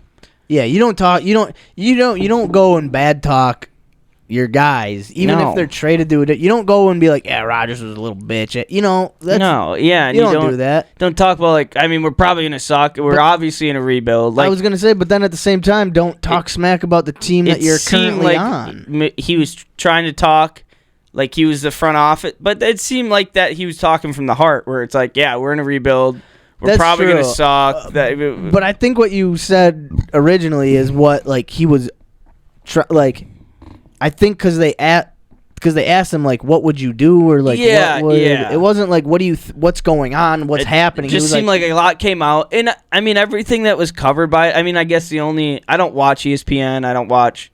Yeah. I watch. I mean, Pat McAfee show is my ESPN. Yeah. Which is a kind of funky place.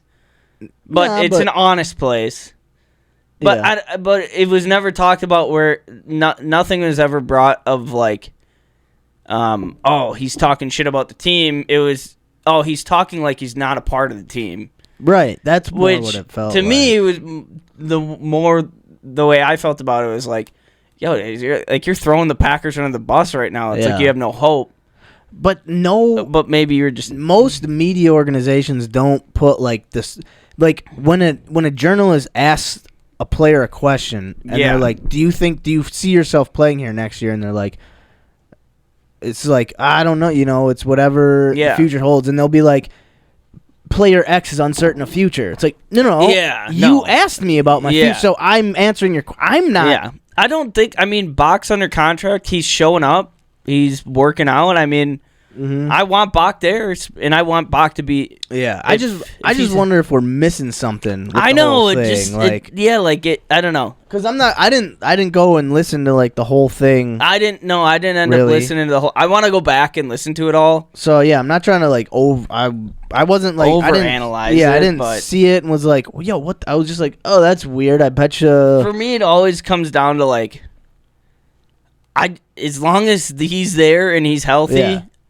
it was always like with Rodgers, where it was like, well, like, what isn't all this bullshit annoying? It's like, if Rodgers is healthy and he's good to go and he's on my team, that's all I give a fuck about. Yeah, let's so go. if Bach if he doesn't, as long as he's there and he's healthy, He's not trying to give up sacks. No, You know what I mean? And Like- I still think he fucking cares about the organization and course. wants to be there. Like, I mean, he's one I'm of the, pumped for a healthy Bach to be back. He's one of the greatest left tackles that the organization's ever had. It just so happens they didn't win. Say Super Bowls with him. mid-season.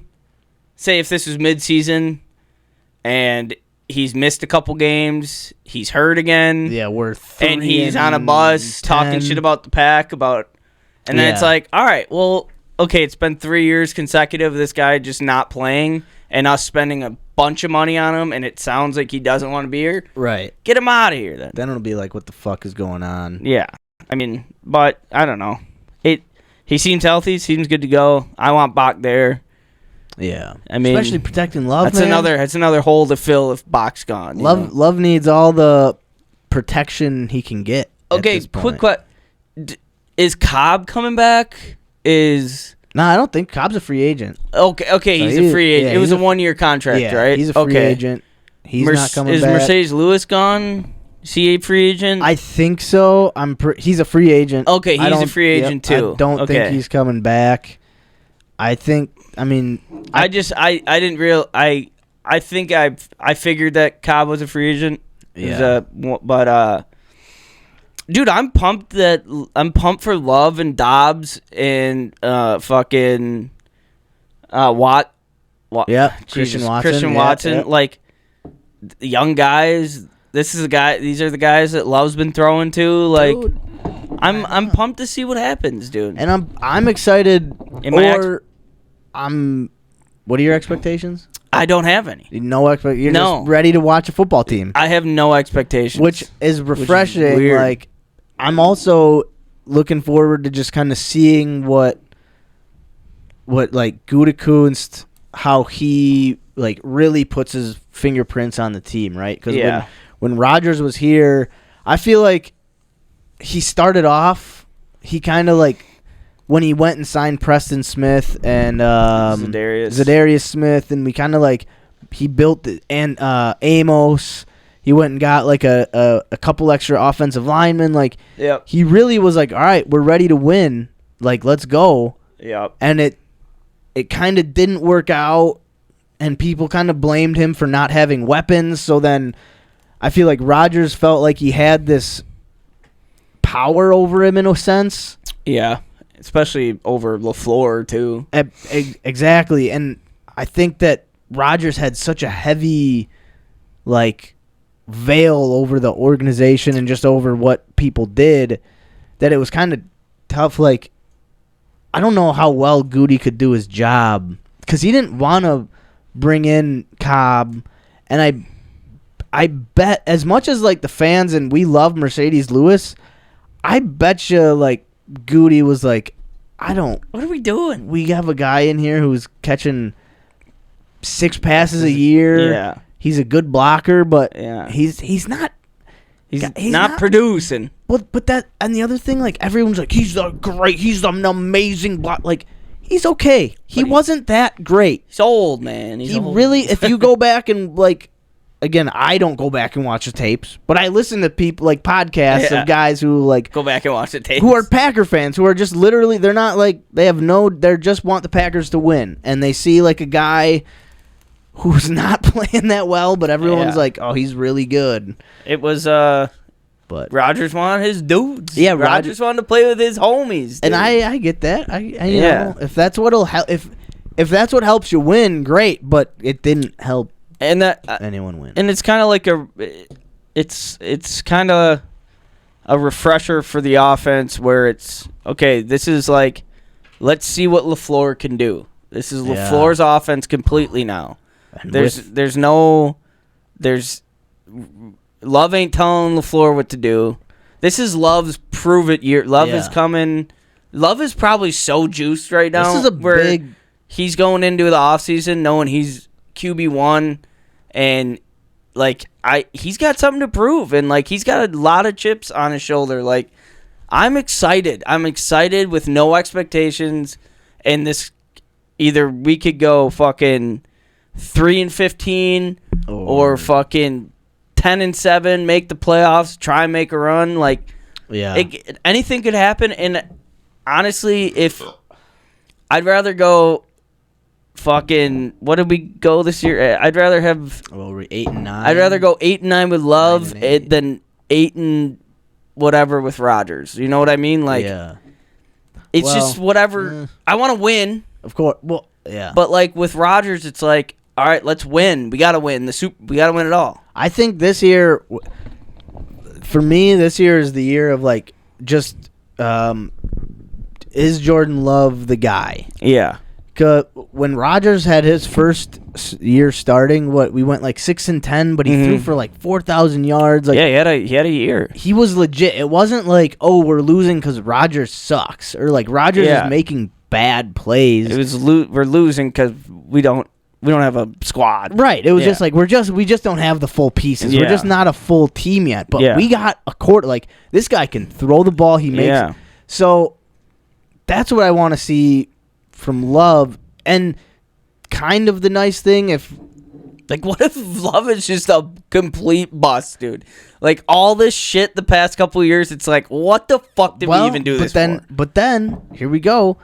If he's a complete bust, okay, we're gonna suck. We're gonna have a high draft pick.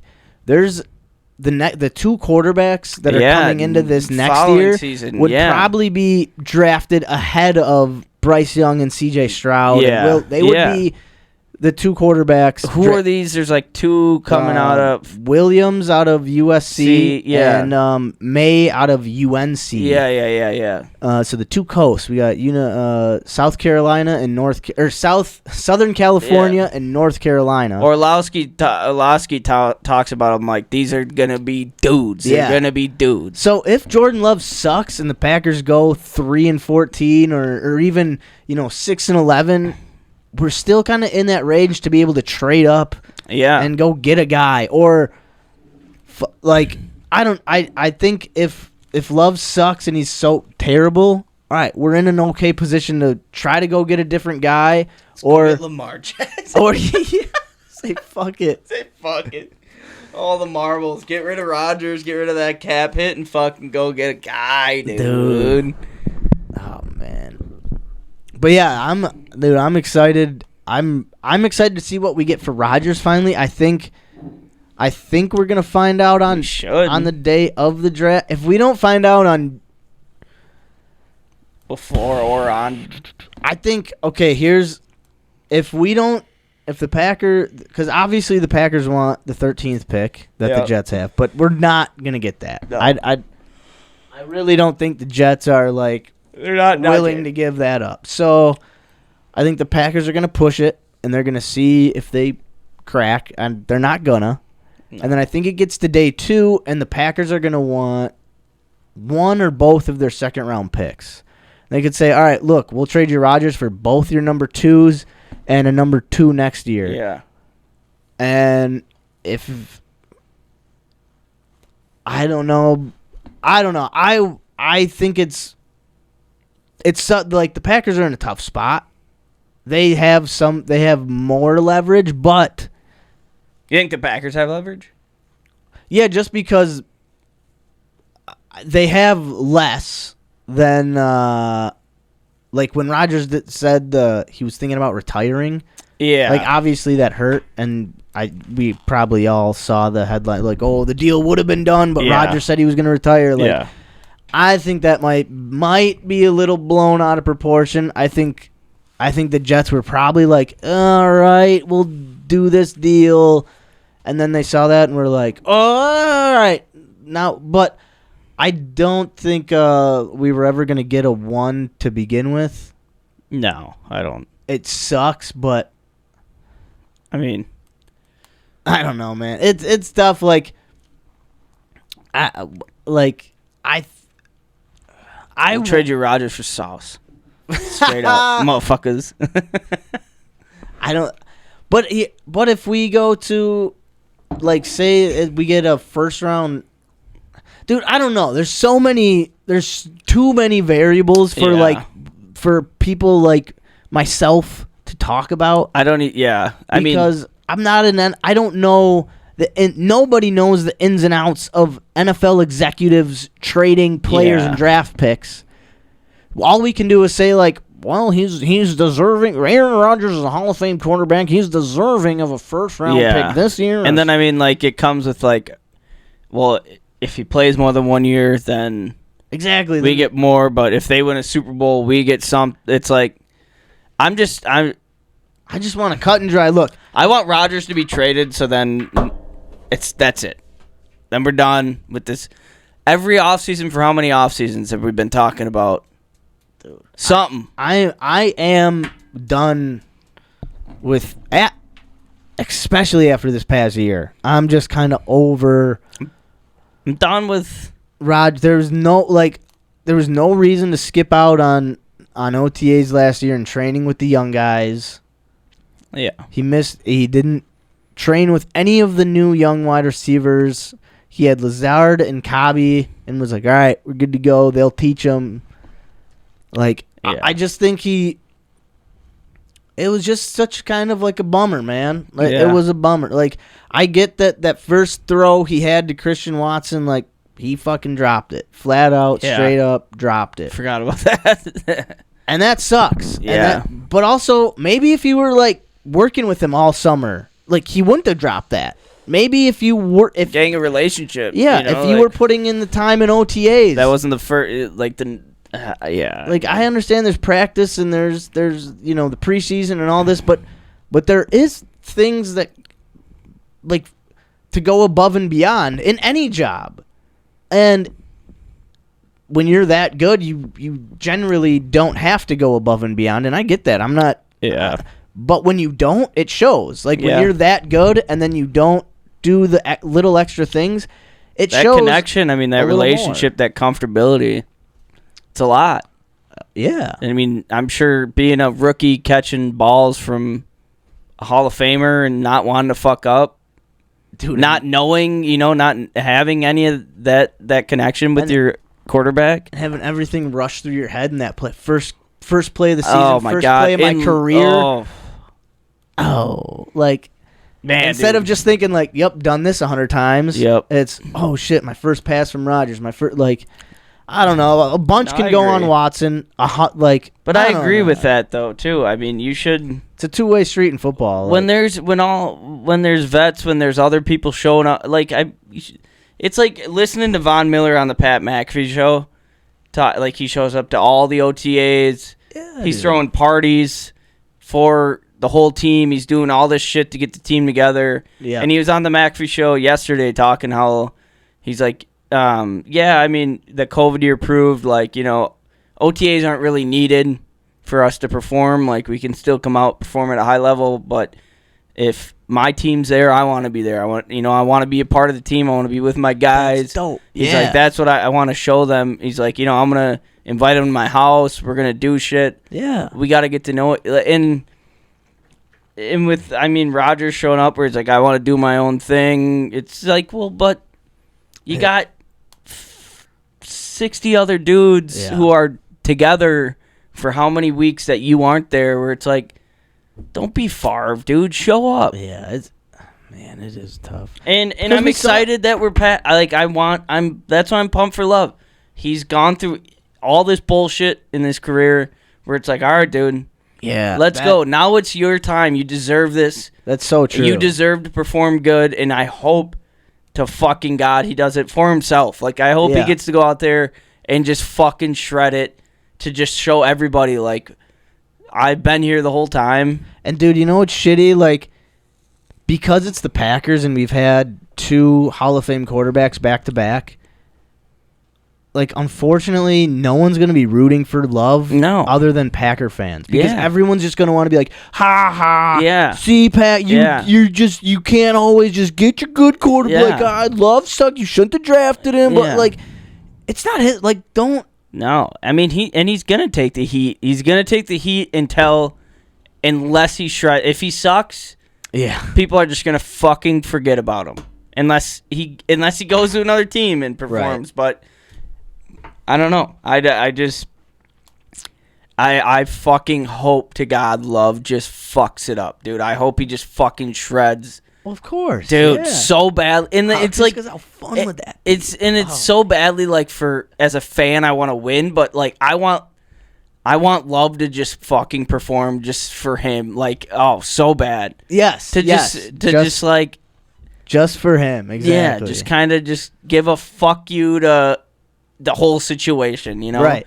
And it's not like Love has been catching grief, like. It's a lot of just like how, there's no way you can do this for a third time. Right. It's not Love. It's Green Bay. It's Green Bay. It's Green Bay. It's just the fact that Love was the guy. He's just always that guy in the back. Yeah. He's just It has nothing. If it was Love, if the Packers drafted Jalen, they could have drafted Jalen Hurts. Yeah. Because Love was drafted before Jalen Hurts. Yeah. Jalen Hurts was in the second round. This could be Jalen Hurts. That's wild to think, right? ain't it? It could be Jalen Hurts who's sitting here. And now, and if he does really bad, people are going to go, ha ha, yeah, we told you, Green Bay, you can't just, but you got to, it's fun to think we got some fresh legs in the back. Dude, it's weird. We're going to have a young, that's going to be weird. Because, dude, I remember, there's just something I don't know what it is about Love, but I really feel like he's gonna be good. Like when we went to Rodgers, I was never I don't know, maybe because I was just a young fan and up to that point all I had seen was Favre, so I didn't know the real struggles of an NFL court. But I remember watching him in that Dallas game and a couple other games, and I was like, oh, this guy's a legit quarterback. Yeah. I've seen quarterbacks play worse than this guy. Yeah. So I was like, all right. And I kind of feel that same way about Love. I just haven't seen him as much. Yeah, we haven't got really much of a taste of Love. We've gotten a couple that Chiefs game. Yeah. And then that Dallas game, or not the Eagles game he came in. Yeah. And we almost beat the Eagles. And he played well. Yeah, he led us back. I think we got within a touchdown, and then our defense just kind of... I mean, the Eagles were just the Eagles and ran over us. Joe Barry didn't know they were going to run the ball. Still not quite sure how he didn't know that was coming. I don't know, dude. But I like I said, expectations aren't there. Zero expectations. Yeah. I don't know what to think. I don't know what to expect, and I'm super stoked. And that's fun. This is the first year in a while where I'm I want to be at that first home game. I want to be, dude, so bad. Not only just because I can walk there, but just the first. I want to cheer on this team. I want to be there so bad. Team, I want to be there for this team. What if the Packers just come out fucking run it? I mean, they're so dude. The NFL is dangerous right now. I've never really thought back to a time on how many good fucking teams there could be. Yeah. And how many powerhouses there. I mean, the Bengals, the Chiefs, the Eagles. I mean, there's going to be so many fucking good teams. Well, I think one of the things that we know almost every player now. So even if a guy isn't that great, we probably watched him play in college. We're oh, the Falcons have this guy? Yeah. And it's but he's not that good. And it's but it's a name. And also the threat of the NFC North is bigger than it's been in a while. I mean, the Lions are more of anything they've ever been. The Vikings... Well...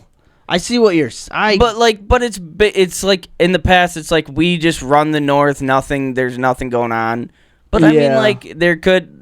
But now no one runs the North. No one runs the North. And there's really no good team. Yeah, so it's But at least in the past, there was at least one good team. Now there's no good. The Vikings, I don't think the Vikings are that good. The Lions are good, but they're still The Lions are just, they were exciting last year because they didn't suck. Yeah. Terribly. There's something about the Lions, but then they got Dude, what they got rid of Jamal Williams. I know. Why the fuck? He didn't Dude. even. I don't even think he signed. I know. I think he's still a free agent. No, he's on the Saints. Oh, the Saints. Yeah. He didn't sign for that much though, did he? No, but he was. That's what I'm saying. He balled out last year. He had like 14 touchdowns. He like or broke something. Barry Sanders' record of like most single season touchdowns. Why the fuck wouldn't they just re-sign him for like a 2-year deal? I have no idea. Because he didn't get that much from the Saints. No, I don't get why he plays with the Saints now. I don't know why. The Unless Packers he wanted wanted to bring out. him in. Yeah. I bet Jamal Williams balled the fuck out. He had like Dude. 14 touchdowns last year. And dude is. And I don't like know. Maybe. Maybe he's just got knocked in the head a couple too many times. He seems like a nutbag, but he seemed like in the best way. Yeah, I mean, if the dude can ball. Dude, there was speaking of nutbags, there was a linebacker on this Chris Sims podcast. They were playing some of his sound bites after games. Yeah. And there were a journalist was like, "So what was going on your interception? What were you thinking?" He was like, "Okay, so the ball's in the air, and I'm just like ball, ball, ball, ball, ball, ball, ball." And then I'm like, "What if I don't catch the ball? Well, my life's over." So I'm like, ball, ball, ball, What ball. But the dude, he's just like a funny, just like, yeah, dude. Yeah. Did you watch the I Am Athlete with Jamal Williams and Aaron Jones? No. Yeah, they had both of them on at the same time, and Jamal Williams is dude. He's just a nerd, just a nut, just Dude, a weirdo. Loves and it's anime. Loves anime, loves playing video games, like hates being around people. And Aaron Jones is like probably, I don't know. But they're like they're best friends. Dude, man. So it was like Aaron Jones talking like, yeah, dude, if you wanted to hang out with, like, you had to pound on this dude's door to fucking like. And Jamal Williams like, yeah, I'm just playing video games. Just want to play video games. Like, it's like, dude, he is a he's like, I want to play football and I want to play video games, dude. And they like went big into anime about how like life lessons he learned from it. It was just, dude, you do like if there were some anime shows that I was like, I wish I would have watched this when I was a kid, man. I never got into it. I never knocked it, but I never got into it. It's like it's cartoon. It's a different style of cartoon. Yeah, it's just cartoon. Anime is just a different name for cartoon. Yeah, and but there's like, it is it's like there are like weird life lessons thrown into these like seemingly kids shows. Yeah, that you're like, whoa, why are they? Shit, that's some like deep shit that they're talking about. Yeah, and that's what he's talking about. He was trying to explain it to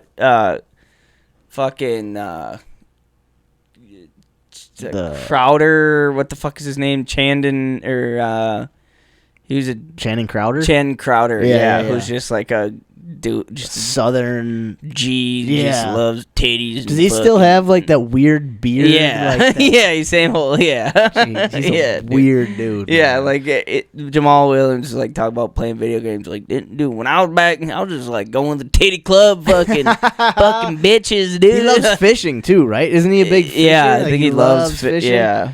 Yeah, that's a Goddamn, I gotta pee again. I'm sorry. Nah, that's cool, man. Fill up my beer. Some more agua. Yeah, so shit. So we got Packer talk. We'll wrap up some Packer talk, and then we'll get into just some quick challenge talk. We'll talk about what we've been doing. Carl's been working on welding. I don't think he's welded much in the past few weeks. And same for me. I've been I was supposed to be working on this audio project, but just haven't gotten into it as much. I think not having the show definitely, scheduled for us definitely, for me mentally, I was like, oh, okay, I don't have to work on this little project just because I'm not doing the show, which isn't good. That's not something that I want to, continue to do. Like, that's just procrastination, right? I'm just putting it off until I absolutely have to do it. And so, but just another one of those human things that I think we all deal with procrastination in our own ways. And so that's kind of how I've been dealing with mine. Well, I guess not really dealing with it. just in terms of, living with it, that's what I'm trying to, like, avoid doing more so, is I don't want to be like, all right, I'm going to put this off until I absolutely have to, but I'm still obviously doing that a little bit. So, yeah, we'll get into that, and then, won't get too much more into that, but yeah. So, anything else you want to talk about for Pack of Towel? Dude, I'm pumped. I think this is the most excited I've been for a season in a while. Dude, so pumped. Last year was cool going into the season because we had the 2 first-round picks. Yep. They were later in the draft. Yeah. But this year, it's like, all right, we got the Rodgers trade is happening. Wonder what we're gonna be getting. Yeah. It could be. It's probably going to be like a 2 and a 3 this year and a 2 next year. If it happens this year, if it happens next year, it'll probably be a 1 and like a 2 and a 3. It'll be something different. But because the Jets are going to be good, that first-round pick is basically a second-round pick. Yeah. So it's like splitting hairs here. But anyway, so we got that looking forward onto the horizon, which is cool with the Packers. And honestly, I'm buying a love jersey. Dude. This is we're living through history. Like, we're gonna be talking about the Love era. Yeah, we're gonna be talking about. Oh yeah, I remember Carl and I were talking about it and how, like, hopefully we get him a tight end, and like this is like Broncos fan or Colts fan saying, like, I remember when Peyton Manning got traded to the Colts or got cut by the Colts. Like, and like Andrew, we get to say, like, I remember when Favre went to the Jets. I remember when Rodgers went to the Jets. Dude. I hope it happens just for the fucking similarities of it all, and to be like, I don't know what I lived through, but I heard the Titans were showing interest. There was talk about the 49ers. I'm sure teams are just throwing their bid in there, hey. Yeah. But I'm sure the Titans probably like trading Rodgers to an NFC fucking team. No, we can't. I don't want to see him. I don't want to see him unless we have to see him in the bowl. The Titans, would they have the 11th pick? Dude, that'd be interesting. Dude, if we traded him to Tennessee. I wouldn't mind. He's got land in Tennessee. Dude, that would be... That would be wild. Imagine on draft night, dude. Oh, my... Breaking news. Packers get the 11th pick in the draft for Aaron Rodgers to the Titans, dude. That would be wild. That'd be so fun. Stay tuned. Tune into episode 103. I remember when 2 years ago, when we thought he was going to get traded to the Broncos. Yeah. Remember? And now, like, dude, I'm, like... We were watching it in my living room in Alloway. Remember that? Like, I'm just over... Like, Rodgers was great. I will never be unappreciative of what he's done. I will never be like, I don't like this guy, or he's a bad dude, whatever, blah, blah, blah. But I'm just ready for him to be gone. Like, I'm ready for this era the era to be over. Yep. He said he wanted to be a Jet. Yep. So let's get him to the Jets. No ill will feelings. No. He just said he wanted to go, so let's get him to go there. Yeah. That, Anyway. Yeah. So, Packer talk. So, should we talk a little challenge talk? Yeah. Just about what we've not been doing, what we want to do, kind of thoughts for going forward, whether good or bad. I mean, I don't know. It's just like I haven't thought about it. I think being awful, I got to get back on track. Yeah, no, well, we got to talk about it. That's a part of it. I mean, I don't think there's anything wrong with being like, look, we just haven't been fucking doing it the way been wanting to get at it. Like, I did I've listened to all of the recordings that we did, Grandpa and I did, for this audio project. And I've taken all the notes, all the, writing down times and all that shit. And now it's just a matter of me trying to put the story together and matching up the notes with where I want, like, all right, he talked about Curly Lambeau here. I'm talking about, this is where I want it to go. But when I was thinking about it, I was like, all right, that should be easy. But then I was getting into it, I was like, oh, this is hard. This is going to take a lot more, like, thinking and fucking brain mapping and I was like, shit. And I just haven't really gotten back into the swing of, like, doing it and, like, actually thinking about it. Because this is the challenge. Because it's something I do want. I'm not going to lie, it's not something that I'm like, ooh, gets me up out of bed every morning. Like, the mushrooms did. It's like, oh, got to get up. But it's something that, like, I I want to do. Yeah. Like, if I don't do it, I'll beat myself up for not doing it. Yeah. And so I really want to, and also I want to do it because, like, I want to start trying to do some stand-up again, stand-up comedy, but I can't, like, put mind thought or planning to that when I have this going on. Like, I got to do this first, and then I'll, like, comedy's Skyline's, I don't think is going anywhere anytime soon. And if it does, then, you know, whatever. It's gone, and we'll figure it out. But this is something you'd like to get done that could be seen. Yeah, this is family. This is, you know, personal stuff. So I gotta. And that's one of the things. Like, I'm really bad at, like, if something comes up that I'm like, this is kind of tricky. I'm like, but there's this other fun thing I wanted to do. Let me just go do that, because, and then I'll come back to it, because maybe I will never get a chance to do this fun thing again. It's like, no, that fun thing is not gonna go anywhere. This one thing that you should be getting done. Yeah, you're not should, but like you're telling yourself this is what you want to do. This is important to you, so do it. Don't. This is fun and this is important. Right. This is important and it's challenging. Yeah. Yeah. But, like, you still... So that's where I'm at right now. It's just like, all right, fuck. Like, that's the thing about, like, these challenges, where it's like some are challenging and really push you, and some are, like, fun and, like, you know, it's easy, and it's like woodworking. Like, I can't wait to get to my basement so I can, you know, do... But, like... Some are like, dude, you kind of dread it because it's like, fuck, you know, I'm think, and I want it to be done right. Yes, and it's like those are the things that once you tackle it, can feel more accomplishing than, like, you know, more. You could be more proud of. Yeah. This the welding thing. Welding? I haven't welded in I mean, since I welded the last time.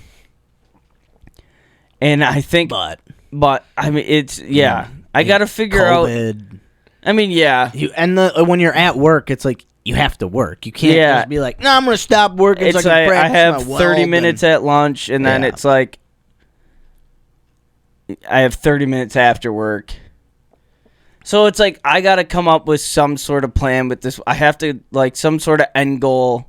Right. Where, like, at first it was like the table base, but now it's like, I need a lot more practice until I get to that point. Maybe could you do something like make a decoration for the stew? I think that's what I need to do. Something just for this, just a decoration, something, Even if it's just welding together, like, an H. Yes. Just an H. Yes. And then maybe like a month from then you'll do a U. Yeah. I think that's where I need to go with it, because at this point, I'm not going to get a table base done for a while. I'm not. It's a lot harder than I thought. Yeah. Which is like a part of. Yeah. Like when I looked at it, I'm like, dude, like, tack it together. I'm good at sanding wood. I could sand this. Like, and it's like, no, dude, you got to be. It's a lot. It's metal.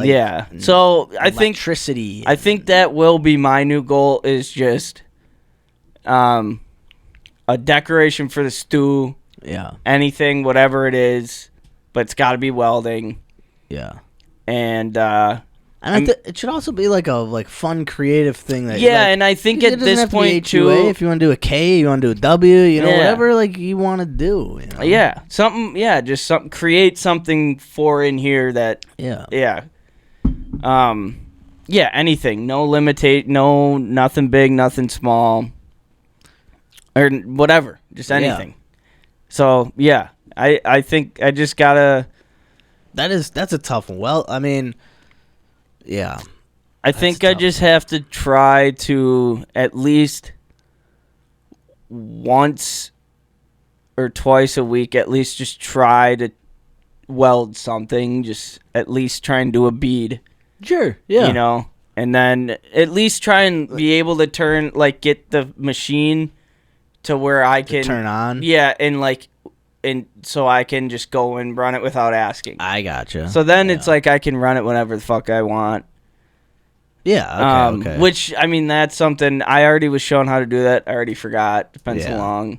Well, yeah, and you want to, because it's it's currents and stuff. Yeah, I don't right? want to fuck it up. Yeah, you're not trying to fuck with electricity. Yeah.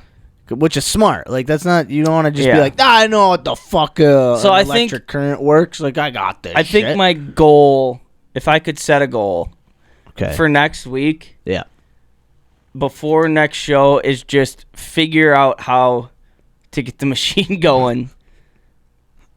And, yes, that is just be able to turn it on and get started and be able to run it by myself without worrying about fucking myself or the machine up. Because it is a fancy machine. I like it. I'll go right there with you. I'll set a little goal. I'll have a goal to try to get an outline done of the format. Like, we'll start with the coaches, and we'll start with whatever. How I want the timeline, or the, you know what I'm talking about, right? Yeah. I don't know what the fuck I'm saying. The fucking outline of the show, outline of the audio thing. Story outline. Story outline. We'll call it that. Story outline. I gotta crack these puffs. Oh, that's happening. 420 folks, gotta crack open the white cheddar Cheeto puffs, dude. What's up, dude? White cheddar Cheeto, dude. Dude, it's a smart pop there, dude. They popped it smartly, bruh. These don't crunch much, dude. It's nice. Hey, you can suck on them. Okay, Tom. Oh, wow. Oh, man. All right, so we talked a little challenge talk. So, welding, I'm doing the audio production thing. What else? What else do we want to talk about? I mean, we could. How you been doing mentally? So with your moving, COVID, like a lot going on with you, man. How you been doing? How you holding up? Actually, surprisingly, good. Good. Having that week off was probably nice. Very nice. I was actually telling Mac this yesterday after work. I was like, my anxiety's been very good lately. Like, usually I just have natural kind of daily anxiety, just about whatever. Just kind of, I always had. But, like, I think taking that week off and just kind of having that time to just, I don't know, take to myself. Yeah, well, literally. Straight for yourself, because it's like refreshing, kind of like a refresh button. I feel good. No, that's really great. I think. I mean, it's got like going back to work. You probably felt a little like, okay, I gotta I want to get back and get it back. Yeah. Like after a week off. I wouldn't say I had like anxiety going back. I was anxious to just get back into a routine. Right. I think it was more so like a little anxious about what I'm coming back into. Yeah, like what is the shop going to be like? Yeah, and I mean, I came back to a mess, but of course, I kind of prepped myself for it. But I mean, this week fucking flew by, and I don't know. I just felt good all week. That's nice. Yeah, been feeling good.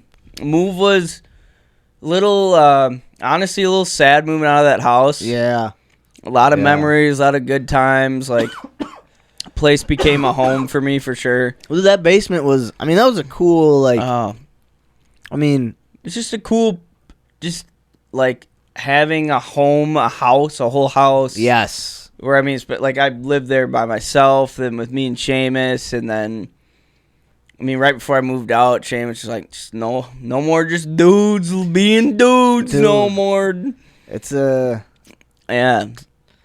He was telling me, he's like, I should get you a housewarming gift where it's like, you know those fish, like when you walk into a room, like the fish, like the little fish turn on the on. wall? Yeah, he's like, I should get you one for every time you walk into your house. It just goes, what's up, dude? I'm like, dude, that'd be sweet. What's up, dude? Dude, that is really sad, man. Like, yeah, me and Seamus had a run, dude. It was fun. So yeah, it's gonna get I don't know. I think it helps because I love this new place. Yeah.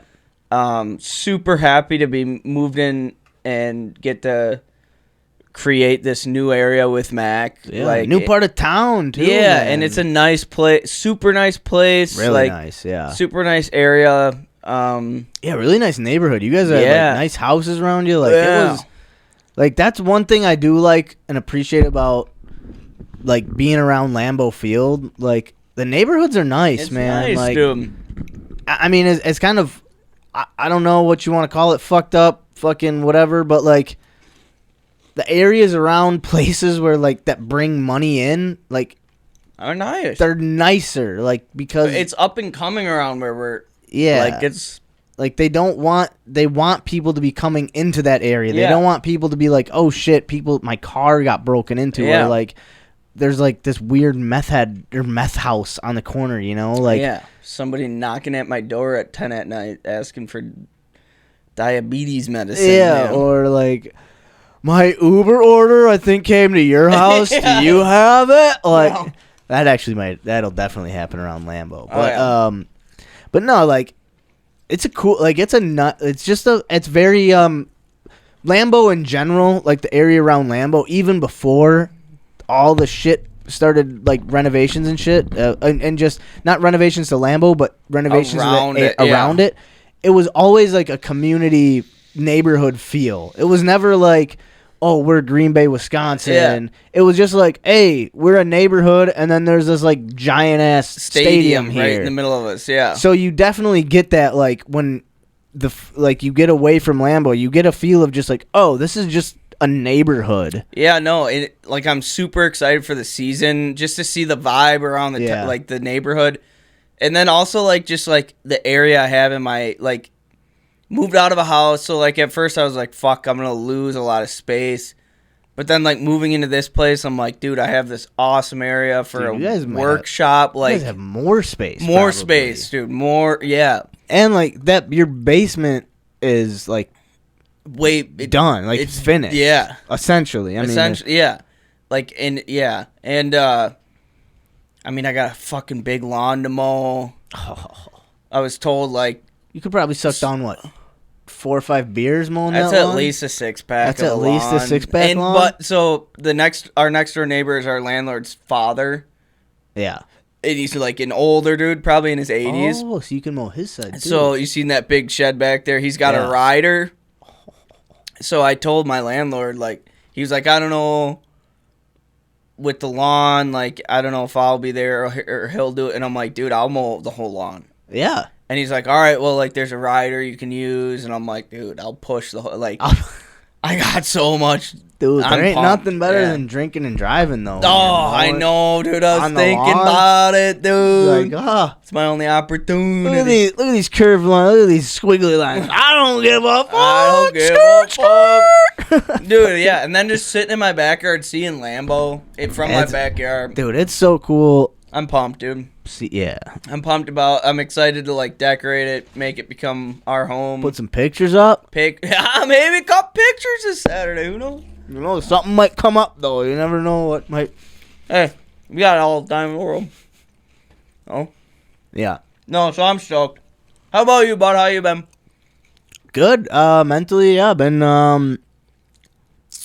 good, man. 420, weed smoking day. Just in general, probably the past 2, 3, 4, 5, 6 years, been probably just smoking too much weed in general, which is always weighs on me mentally. Feel like it's just it's a habit. It's an addiction that it's like you never want to just be completely in like a cycle in a routine. You want to like break your routine every once, but it's hard. Like I can't do it. Obviously, it's been going on for. I mean, if it don't get in the way of anything, and it just is.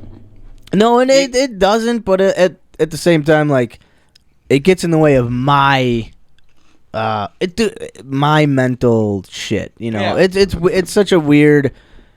Because I was talking with me about this, and just like in terms of like if I don't smoke, my anxiety is like I just constantly think about all the things I'm not doing and why I'm like inadequate because I'm not doing these things, and like my anxiety just is like just goes on that. Yeah. That's what my anxiety is to me, is just thinking about the things that I'm not doing and how I'm failing because I'm not doing those, and it's just constant. I know exactly what you mean. Yeah. And even though it's like, well, okay, I'm working, I'm making money, like I'm doing. It's like, yeah, but this job sucks. Like, why are you doing this job? This job is dumb. What are you doing this job for? This is stupid. Why? Oh, you're doing this because you've never pushed yourself. You've never tried to do anything. But, and it's just like constant all day, that shit. But if I smoke, I just have anxiety about smoking. I'm just like, fuck, why did I smoke? I shouldn't have smoked.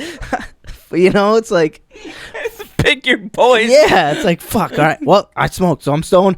Hey, I'm stoned. All right, let's eat some chips. Let's fucking hang out. All right, I'm working. Okay, I gotta work. All right, let's work. I guess I can work. All right, here we go. Let's work. But you're stoned. That's right. I still gotta work, though. Yeah. It's like, that's the difference. Yeah. And like, where's that middle ground? But, like, but then also, at the same time, I tell myself, like, yeah, but you haven't, like, not been stoned for, like, a 48-hour period in, like, the last 2 years. So how do you even know that's what your anxiety is like now? Yeah. You don't even know that. You're just thinking that's what it is because that's what it, like, used to be when you were, like, 15. Or what, at 20, Yeah. So it's like, I don't know. So part of me is, like, I'm okay. So now it's more of like just that's like what's always on my mental these days, is like the battle between like, dude, you gotta just like try to get through like 2 days with just not like smoking a little bit. Yeah. Just try. But it's like I'll be in a great mood. I'll be like super good. Like everything is like, I'll just smoke a little bit. Keep it. And then I get like anxious about, yeah. Oh, fuck, I smoked, like, shit. I know exactly what you're talking. So it's like, it's like, oh, it's sunny, like, I'm walking Herc, I'll just take a little poof. And then I'm like, and then it's like, oh shit. I took a poof, man. I took a poof. I took another poof. I don't know. I took another poof. So I took another one, and then I took like 7 more. And it's like, shit, what? Because then it's like, well, you already took 1 poof. You might as well take 8 then finally more. Get to the point where it's like, let's just eat. Yeah, and then it's like, let me just eat and watch something. And no, so like it's the mentals are good. Yeah. Good. Like I cannot maybe if you want to ration it, maybe just try and poof before bed, like save it for get through the day and then like smoke at night or something. I don't know. Yeah. I don't see, like, it's hard for me. I don't smoke any weed at all. I haven't smoked in probably like 6 months. Raw dog in life, man. Raw dog in life, like completely right now. Like, I mean, I drink still. I don't really. I mean, like once a week. Yeah. Don't smoke. So I'm pretty sober, which is weird to say. Yeah, but hey, good. I mean, it's just like I can't. I wish I smoked, but I can't. I get too my anxiety. Yeah. I already have that. What the fuck am I doing? Why? Why like normally. Yep. And if I smoke, it's just amplifies it. I can't smoke. I can't. Sure. So like my buddy today was like, dude, let me just give you a little nug. You and Max hang out. You guys can smoke. I'm like, I told him like, dude, I can't anymore. Yeah, it don't really work. Like that I get anxiety for me. thinking about smoking. That's when you know I shouldn't smoke. Exactly. So like, but then also, I mean, I drink, so I don't know. Like I don't really drink during the week. Yeah. I don't fucking know. I guess I'm just raw dogging the fuck out of life right now. It's wild. Like, not even on my Vyvanse right now. I was going to say, you're not taking Vyvanse either no more? I'm just dude, you are raw dogging life. Holy fuck. Raw dogging shit, dude. See, and like, I would love to be, say, like, I'm just going to, I'll wait and smoke till bedtime or something. But You're also at home I work from home, so like it's always just like, hey, come on and smoke me. Yeah. You know, like there's I gotta. So then I'm like, well, I should just the anxiety of just like, oh, find a different job that you're not home and you're not whatever, See, you know. It'd be nice if you just didn't get anxiety while you smoked about smoking. It's like, if you can smoke and still be functional, fuck it. Who Yeah. gives a fuck? Like, Yeah. smoking a lot, like, helps people focus. Like, Yeah. No, and like, there are, like, it helps. There's times it definitely helps, but I don't know. It's... But I get exactly what you're Yeah, saying. yeah, I yeah, experienced that same anxiety. Yeah. Where it's like, dude, it wasn't. Yeah, I mean, when I was smoking, it was like, fucking, why not? I smoke a joint, then I have anxiety. It's like, well, I should probably just smoke another joint. Right. It's like I've already smoked a joint, so like my next 4 hours are like stoned. So I might as well just get more. So I might as well just smoke one more. and then just make it 8. Right. And then 2 hours later, I was like, I could probably just smoke another one. And then it's like, And then it's like go to bed, and then dude. it's the next day, and it's 10 a.m. and it's like, I should. Well, I mean, I made it till 10 a.m. It's double digits. went to bed for 8 hours. Yes. My lungs are thirsty. Yeah, it's been 12 hours since I smoked last. Shit. Oh, But yeah, no, that's honestly, I'm feeling pretty. I'm lucky, lucky in terms of just like that's all that I got going on in my like world. Yeah, I mean, we're good. Good. You zoom out, it's like, man, don't have too shabby. No, man. there's a lot of crazy shit going on. I mean, for and- me right now, it's like, dude, I don't have a car. yeah, like- dude, that's right. You know, like, just my little bullshit where it's just like, man, I feel like a bum. I don't have a car. Like, Yeah, driving but- my girlfriend's car. Sure. You know, it's just like, I don't know, little thing. Yeah, what I fucking hate. I don't want to go to my, like, the job thing where it's like, oh, fuck, like, getting paid decent, but I don't fucking really like my job. If I would have Yeah. just done a little something, like, you know, it doesn't help. Like, the podcasts I listen to are usually like, Dude, yeah. just people who are loving life and just living with a bunch of money, successful, and Yeah. it's just like Two Bears, One Cave is just two comedians who are super wealthy. One's a drunk wealthy man. One's another guy who just used to be fat and yeah. and now he's just wearing Rolexes and driving Benzes, and it's It's like just I like work. You know, I people like don't work out or like don't like get their life together. It's like that's a choice you made to not get your life together. that's Tom Segura Yeah. to a T. Yeah. It's like okay, Fuck you, dude. all right, man. Yeah. All right. You fucking fat pores. You fat poor pieces of shit. He Stop blaming me because you're unhappy. I like when he does like come out and directly joke about that stuff, like you poor fuckers who don't think I'm.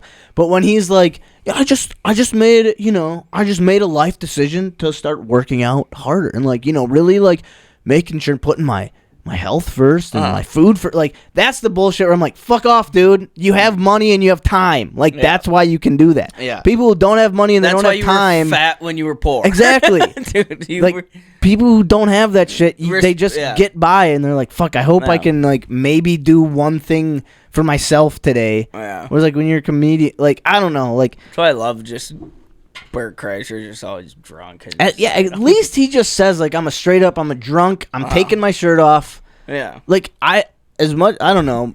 Bert's funny. Funniest thing is, like two podcasts ago, he was like, I think this weekend I'm gonna really treat myself. I'm not gonna drink, and I'm just gonna work out, and I'm gonna eat healthy, and Tom's like, so what's the treat? And he's like, I'm gonna wake up feeling good. And Tom's like, it's wild that's a treat to you. He's like, yeah, dude, I'm just gonna work out, eat healthy. I'm gonna treat myself this weekend. You know, I've been on a bender for like a week straight. I think this week I'm just gonna feel good. Holy shit. Dude, I don't know what it like he's like a different type of Chris Farley. Oh, dude, he's a different breed, man. He's like I don't know. Just likes to drink, but does his I don't know. I'm impressed. Yeah. Well, I think being able to do these podcasts and shit helps because like, he does the Bertcast, but he's able to just tell people who he actually is, right? Like say Chris Farley, I mean, I think he was pretty heavy into coke, so I don't know if he would like coke and heroin. yeah, and some hard drugs. Yeah. So it might be, but imagine like early on in life, if he could say, go to a podcast or And just- whatever, yeah. a TV radio, just be like, I party a lot, like Yeah. probably too much, but it's it's like what I do, and maybe That's interesting to think about. maybe if he just said it like because I feel like he was always doing the drugs so he could be up, like get Yeah. to who Chris so Farley he could is. be Chris Farley, Right, yeah. but Bert Kreischer is like, no, you know who Bert Kreischer is, and there's some days where I'm a hungover Pile of piece of shit, yeah. and I can't do that. Where I feel like Farley was like, he couldn't have a day where he was hungover. He couldn't have a day where he's, whoa, what's up? I didn't live during that time, but that's what the sense is from why Bert's probably gonna die way faster than he should, and people are gonna say 20 years from now, like, oh, imagine if Bert didn't drink 3 times, like just 3 days of the week he didn't drink. You know? He was talking about, he's like, I remember telling Joe Rogan that Joe Rogan asked me, like, how many drinks do you have a night? And he's like, I mean, I have like 8 drinks, but I mean, they're doubles. So I have like 16 drinks a night. He's like, I remember Joe Rogan just looking at me like, what are you doing? What are you doing, man? He's like, what are you doing, man? What are you doing? Why are you doing that? He's like, he never felt so disappointed. What are you doing? What are you doing, man? Holy shit. Dude, yeah, when Rogan was in his prime and he would have on like fat Tom Segura and like just prime Bert and who else, and Ari, I think, would go on with those 3. Yeah. Or those 2. Dude, those Mark Norman would be on once in a while with them, and holy shit. dude, they were playing videos on 2 Bears of Joe Rogan, Tom Segura, and Bert Kreischer like 15 years ago. Oh, really? Like, yeah, it was this video of Bert Kreischer. Bert and Joe and Tom were in a hotel room, and Bert Kreischer shaved like everything on Tom's body but his like tits, and it's made his tits look a lot bigger, and they were just not like, Joe could not breathe. He was laughing. Oh, it was so funny, dude. I was like, I didn't realize they fucking all hung out and knew each other like that way back. Dude, yeah, these guys. So, I mean, the dudes like who go on the road and shit, it's a lot like you go on the road like for like what we did, Colorado. Like you're on just a 2-month stretch of like being on the road with these people. Yeah. And then when it's done, you're like, all right, that was our comedy tour of the fucking Midwest, and It's fun. like you Keep in touch. Yeah. Yeah. I don't know, like the whole comedy world seems like a something I like a call like doing the Rocky Mountain Youth Tour. Yeah, It's yeah. like you get that itch, That little or you itch, get the yeah. scratch or whatever it is. You get. I mean, then you go to the extent to like Tom Segura doing like still touring, like doing like But it's 260 like, fuck, shows. I don't know. I wouldn't want to do that. Oh my god! You know, like I don't know. That seems like so much. Dude, Be yeah, on I the don't road. know. But man, those fat pores aren't doing that shit, dude. No, Yeah. he ain't poor. That's for sure. Holy fuck! Fucking ears hurt. Right? Fucking podcast. Can ears. Podcast. Get the can ears, man. Man, Fucking dude, fucking showbiz, dude. It's nice to be back in the stew. It is nice to be back, Get back in man. a rap of shit. Yeah. Good to be back. I mean, missed this place, missed the lights. Bright light, we got to get the HUA lights back on. Yeah, but we'll get the HUA lights back working. I think it'll just be me and you solo dolo yeah, for Going the foreseeable future. for a little while here until we can shame Seamo into Seamo will be I mean, he could just move into Honor. I don't see why not. Yeah, dude. It ain't ain't that far from here. No, It's just a straight It's a shot hop, down. skip, and a fucking What is it, straight like a drive. 20-minute drive? Yeah, Dude, it's a 20-minute drive from here back to our places. that's what I'm saying. He just has to. It's probably his is highway. Ours is through town. looking it up right now. He can make it, dude. Yeah, maybe he can bring back your fucking readers and... Yeah. I don't know. Look at this. 16 minutes. Oh. Get out. Dude, do from here to your place. See how far? That's got to be 16 minutes as well. It can't be that much. 16 minutes? That's what I'm saying, dude. If we can do it, Seamo can do it. I mean, he never said he wasn't gonna, but... That's true. But now we have the ammunition to be like, dude, you can't not hey, do bud. it. You ever driven a 2165 True Lane, bud? 16 You gotta minutes. be here. Gotta be here. Well, let's wrap this up. I gotta get to bed soon. I got a big meeting in the morning. Oh, yeah. We do, we're back to it, episode 102. 103, gonna be me. I'm gonna have, oh, wait, never mind. I'm not gonna be tatted next week. Next week's the draft. Yeah, next week's the draft. Oh, and then the weekend. Next week's, and then, so 2 episodes, I'm gonna have full sleeve. Might get a fresh haircut, dude. Oh, I'll probably wear the electric shade. Have a new car in the stew. Oh, shit. I'm gonna shave. I ain't gonna grow this out, do straight mustache, and dye it black for that episode, dude. Probably not, but. Dude, I think that would be... You should dye it. I was going to say green, but that'd look fucking weird. Maybe this dude, dark brown, just super dark brown. Maybe, Jet black. I think jet black. All right, I we'll think think about Italian car. Hey, a little guy, but a gula. Hey, a little guy, but a gula. Salami, A little salami. Hell yeah. Oh, we're fucking morons. Yeah, so we drank little McFleshman's Pirate Cove, Hell's Lager. Delicious. Yeah, we talked. I spelled the little penis word wrong. Lilliputian. Lilliputian. Got a Lilliputian cock. Yeah, so next week, look forward to the draft. Me and Max are going to be watching the draft live. Seamus will still be out in California. She's still going to be out there, huh? Well, 10 days. He got out there yesterday. Oh, he went out yesterday. Yeah. Oh, shit. Yeah, so he's on his so he's going to miss the draft. Yeah. Yeah, he's on his Seamus getting jock tour. He booked this tour during the NFL draft. He's a selfish piece of shit. I mean, dude, it's, are you a Packer fan or are you not? I guess he's not. He's just a fan of getting jocked. I guess so, man. I don't So, I mean, shout out Seamus. Shout out. Yeah, we'll be hundreds of viewers today. Dude, it was off the big charts. show, biggest show yet.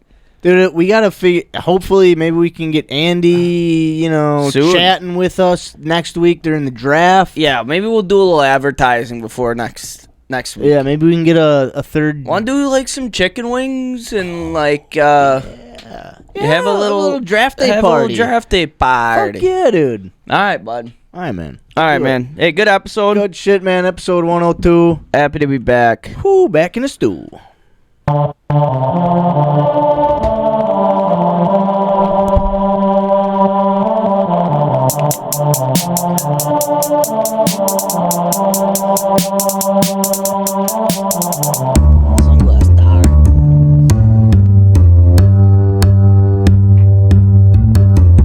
Thank you for tuning in. I know your time is valuable. There's thousands of other podcasts that you could have settled for, but now you're just vibing with two goofy dudes from Wisconsin who like to discuss their problems and figure out ways to solve them, and challenge the listeners to get up out of their comfort zone. Try some shit they ain't done before. This is Hold Us Accountable. Yeah, this is Hold Us Accountable. Yeah, this is Hold Us Accountable. This is Hold Us Accountable. This is Hold Us Accountable. Hold Us Accountable, yeah. Hold Us Accountable.